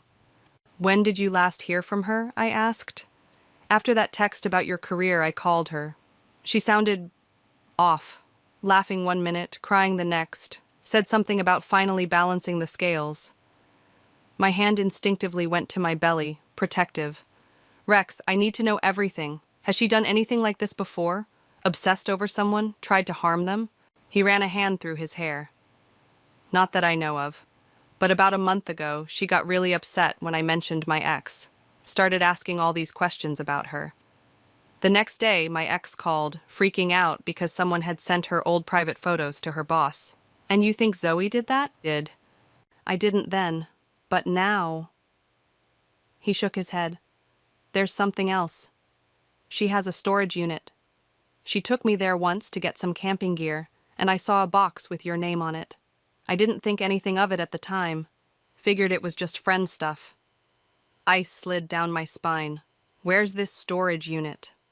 An hour later, after meeting with Marcus and formulating a plan to contact Meridian first thing Monday, Colby and I stood outside Zoe's storage unit. Rex had given us the code, along with his key to her apartment in case we needed it.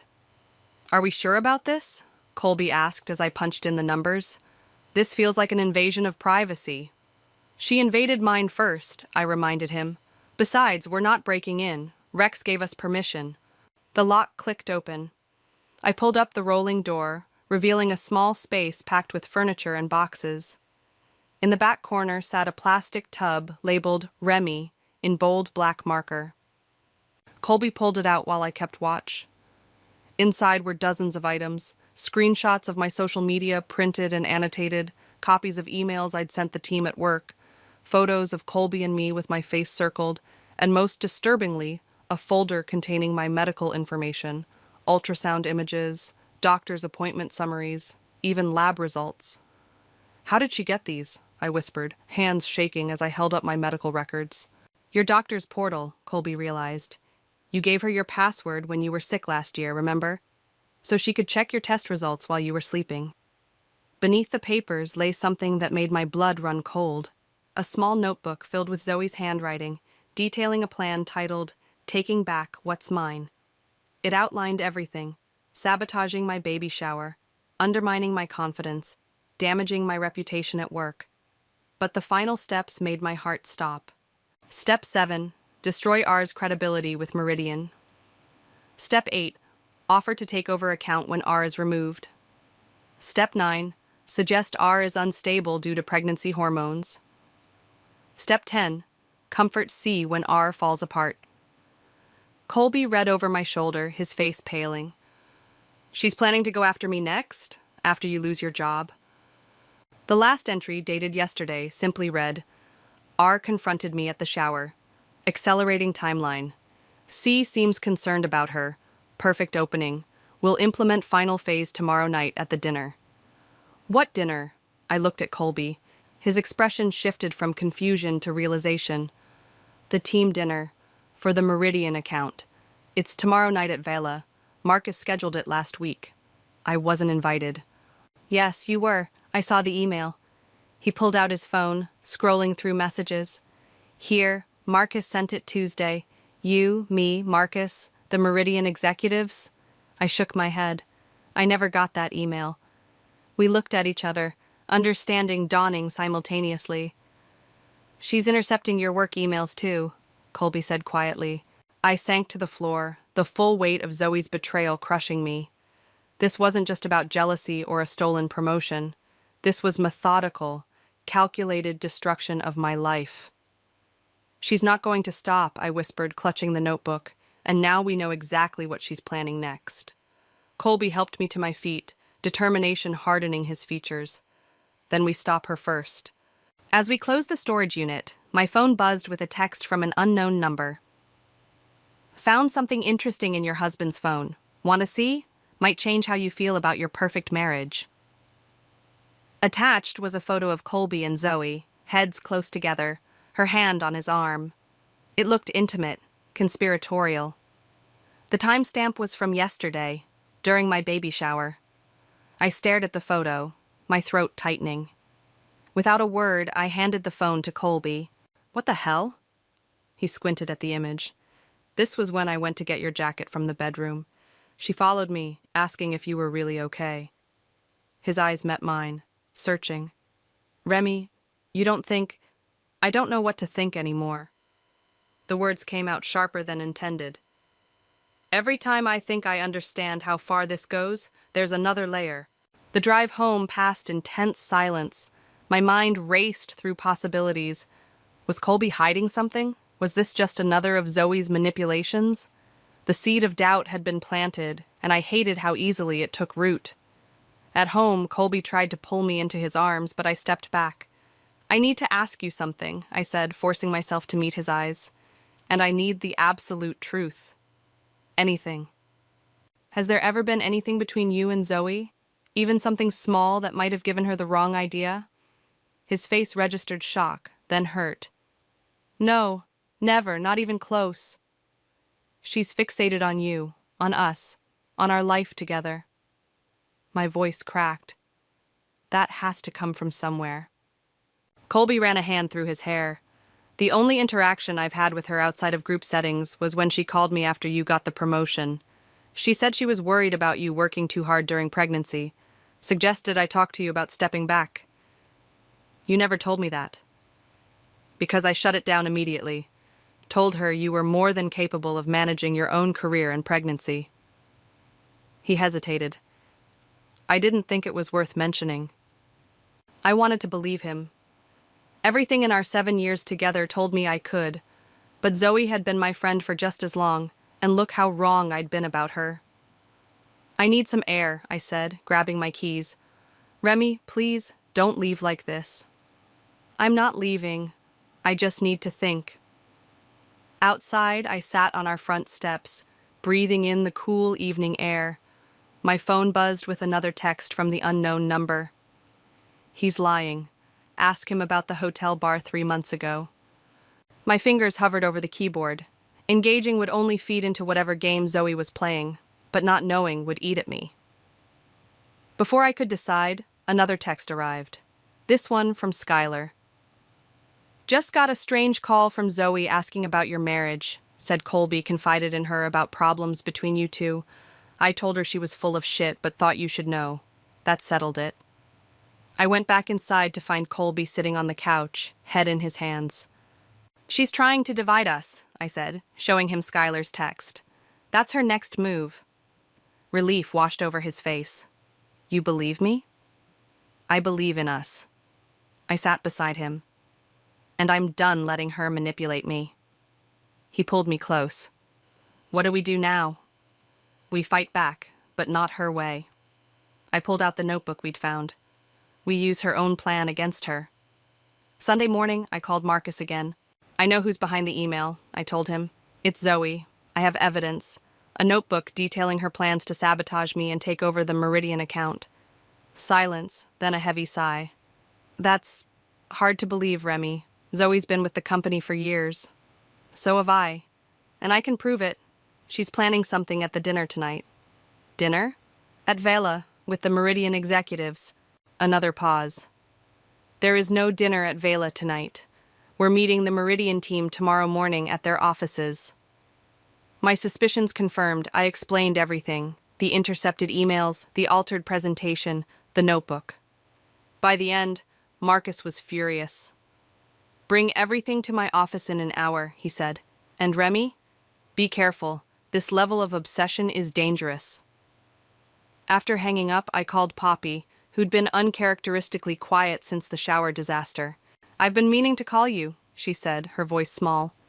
There's something you should know. About Zoe? Yes, she asked me to help her, with your shower at first. Said you were overwhelmed and would appreciate us taking over. Poppy's voice trembled. But then she started saying weird things about how you didn't deserve your life, how she should have your job, your husband. Why didn't you tell me? I thought she was just venting. Then at the shower, when I saw how shocked you were... She paused.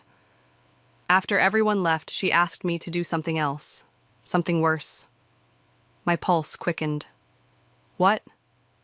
She wanted me to tell people at work that you'd been making mistakes, that pregnancy was affecting your performance. Poppy's voice dropped to a whisper. She offered to pay me, Remy. Said it would help us both get what we deserve. And what did you say? I told her she needed help. She laughed and said she was just testing my loyalty. Poppy hesitated. There's something else. She mentioned having access to your email, your medical records. Said she knew things about you that even Colby didn't know.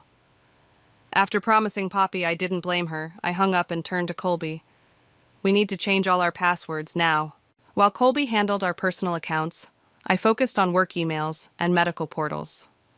As I was changing my doctor's portal password, I noticed something chilling.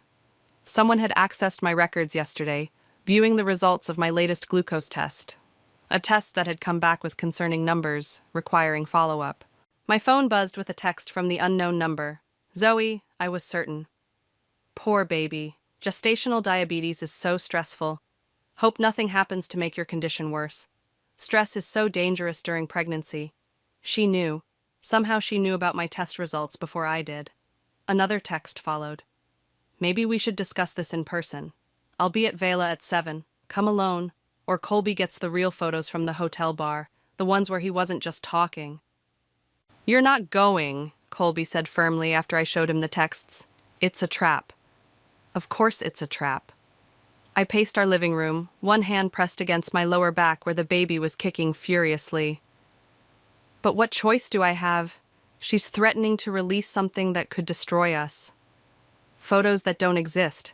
I've never been alone with her in a hotel bar or anywhere else. I stopped pacing. Then why is she so confident?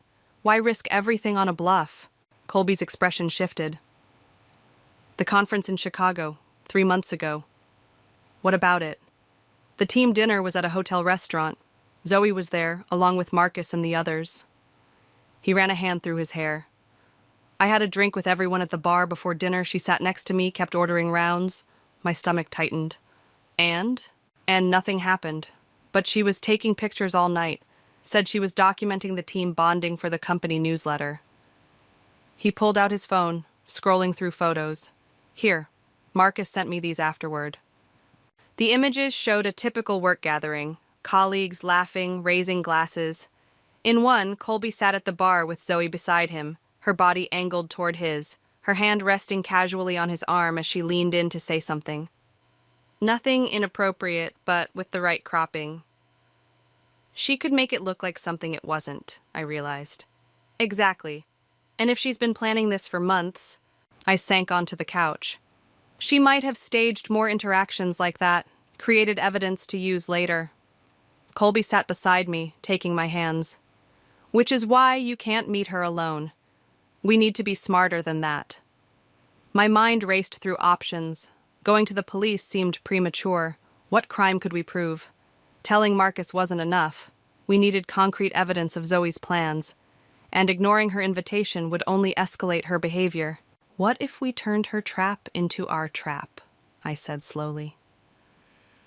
Vela was crowded for a Sunday night, its dim lighting and intimate booths perfect for what I needed. I spotted Zoe immediately, sitting at a corner table, her back to the wall so she could watch the entrance. She'd dressed carefully, hair sleek, makeup flawless, wearing a dress I'd once complimented. She smiled when she saw me, a predator's smile that didn't reach her eyes. You came alone, smart. She gestured to the chair across from her. Sit. You look tired. I lowered myself into the seat, acutely aware of the recording app running on my phone in my pocket. Let's skip the small talk, Zoe. What do you want? She sipped her wine, studying me over the rim of her glass. Straight to business. That's what I've always admired about you, Remy. So focused, so driven. Her smile tightened. So oblivious. To what? To the fact that you've been living my life. She set down her glass with precision. The promotion was mine. I had seniority, better numbers, stronger client relationships, but you had Marcus wrapped around your finger. That's not true. Then there's Colby. Her eyes gleamed. Did you know he flirted with me first? At that industry party where you met. He approached me, bought me a drink. Then you walked in with your perfect hair and perfect laugh, and suddenly I was invisible. I kept my expression neutral, though my heart hammered.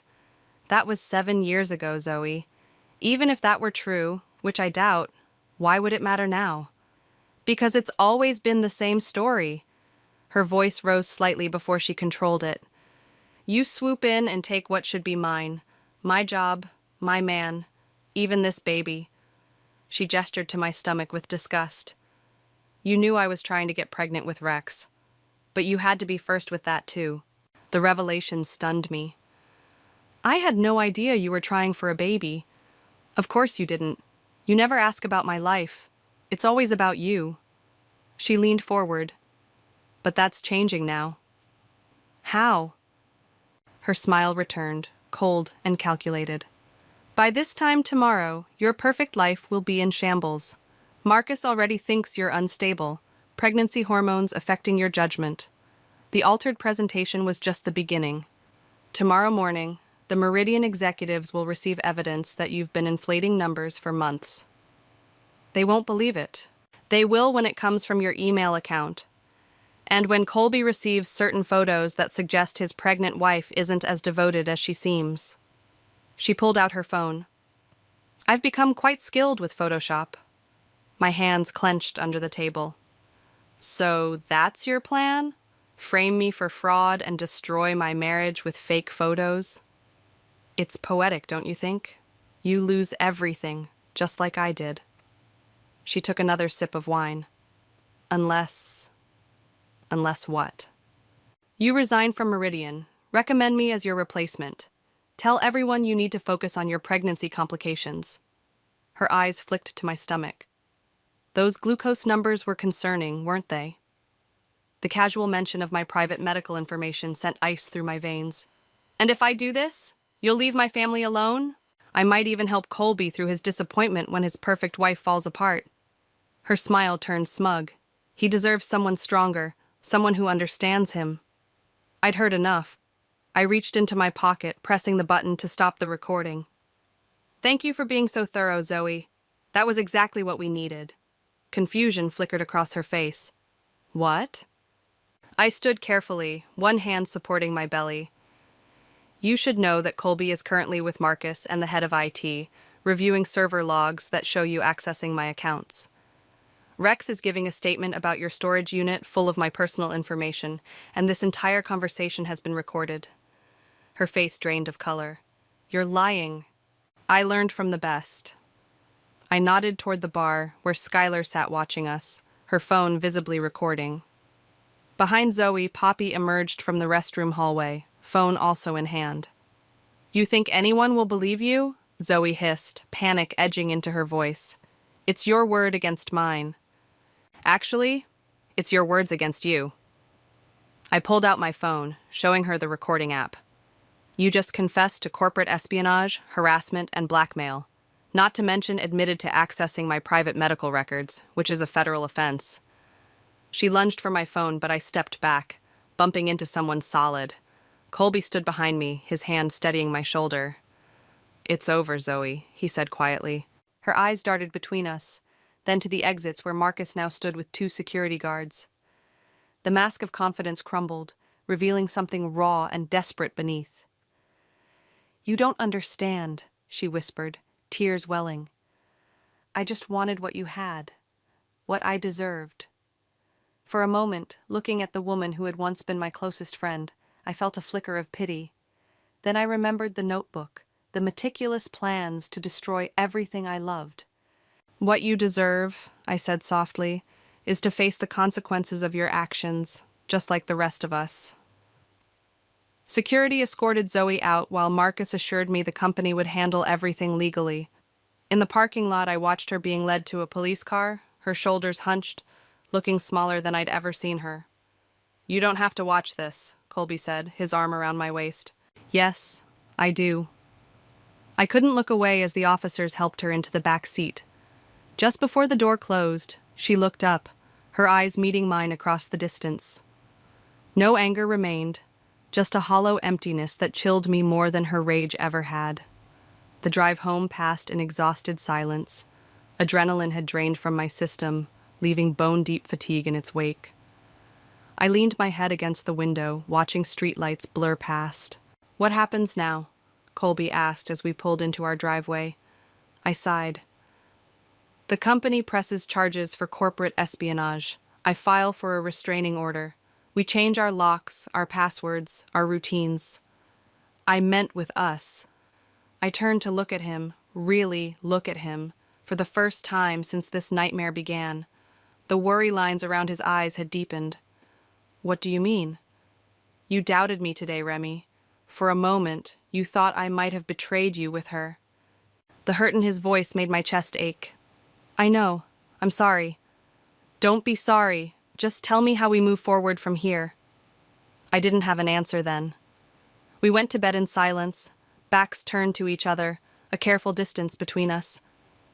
Morning light filtered through the blinds as I padded into the kitchen, finding Colby already there, coffee mug in hand. He'd slept on the couch. "Marcus called," he said without preamble.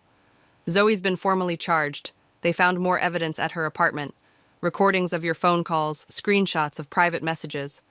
I nodded, unsurprised. "Did they find anything about you? The hotel photos she threatened me with?" "Nothing. Like I said, they never existed." His voice was carefully neutral. "The Meridian meeting's been rescheduled for Wednesday. Marcus wants you to take a few days off." "I don't need days off. I need normality." Colby set down his mug. "Nothing about this situation is normal, Remy. I know that." The words came out sharper than intended. I took a breath. "I'm sorry. I don't know how to process any of this." "Neither do I." He hesitated. "Rex called this morning. He's been going through Zoe's things, trying to understand. He found something you should see." He handed me a worn leather journal, different from the notebook we'd found in the storage unit. He said this goes back years, before you and I even met. I opened it carefully. The earliest entry was dated 9 years ago when Zoe and I first became friends. Page after page detailed her growing obsession, not just with me, but with the idea of me, the life she thought I had, the person she believed I was. Remy got the Anderson account today. Everyone acts like it's such a big deal, but she just got lucky. That should have been my account, my success. She doesn't even appreciate it. Remy's dating some finance guy now. She always gets the good ones, always the center of attention, always the one everyone wants to be around. Sometimes I imagine what it would be like to be Remy, to have everyone love me without trying, to have everything come so easily. The entries grew darker over time, her envy curdling into something more sinister, but it was the final page that made my blood run cold. I've tried to be like her. I've tried to hate her. Nothing works. As long as she exists, I'll always be second best. The only solution is to become her, take her place. It's the only way. I closed the journal, hands trembling. She wasn't just jealous. She wanted to replace me. Completely. Colby nodded. "Rex thinks she needs serious psychiatric help. He's working with her family to make sure she gets it." "Good." I set the journal aside. "That's good." We sat in silence for a moment, the weight of everything between us. "I keep thinking about what she said," I finally admitted. "About me taking what should have been hers. What if there's some truth to it? What if I've been blind to my own privilege, my own luck?" Colby considered this. "Maybe there is some truth there. We all have blind spots. But her response, trying to destroy you rather than talk to you, that's on her, not you." "I know." I met his eyes. "But it's made me think about how I move through the world, how I treat people. I don't want to be oblivious to others' pain. That's growth, Remy. Taking something valuable even from this nightmare." I reached for his hand across the table. "I'm sorry I doubted you, even for a moment." I understand why you did. His fingers intertwined with mine. Trust is fragile. We're both learning that. So where do we go from here? He squeezed my hand. Forward, together, more aware of what we have and how quickly it can be threatened. The baby kicked then, a strong movement that made me gasp. Colby's hand moved to my belly, his face softening as he felt our daughter's movements. She's going to be strong, he said, like her mother. I covered his hand with mine. I don't feel strong. I feel changed. Changed how? I considered the question carefully. I used to think I knew people, could read them. Now I realize how much we never see, the hidden resentments, the secret pains. Everyone's fighting battles we know nothing about. Even the people closest to us, Colby agreed, especially them. I looked down at our joined hands. But I refuse to let this make me suspicious of everyone. That's no way to live. So what's the alternative? The answer came with surprising clarity. Boundaries, clearer ones, and honesty, even when it's uncomfortable. I met his gaze. Starting with us. He nodded slowly. I can work with that. Outside, rain began to fall, a gentle patter against the windows. The world continued, as it always did. In the aftermath of betrayal, we were different, more cautious perhaps, but also more aware. Of each other, of ourselves, of the fragile, precious thing we'd almost lost. I choose trust, I said softly, even knowing how badly it can hurt when broken. Colby's eyes held mine, understanding passing between us. That, he said, is the bravest thing I've ever heard.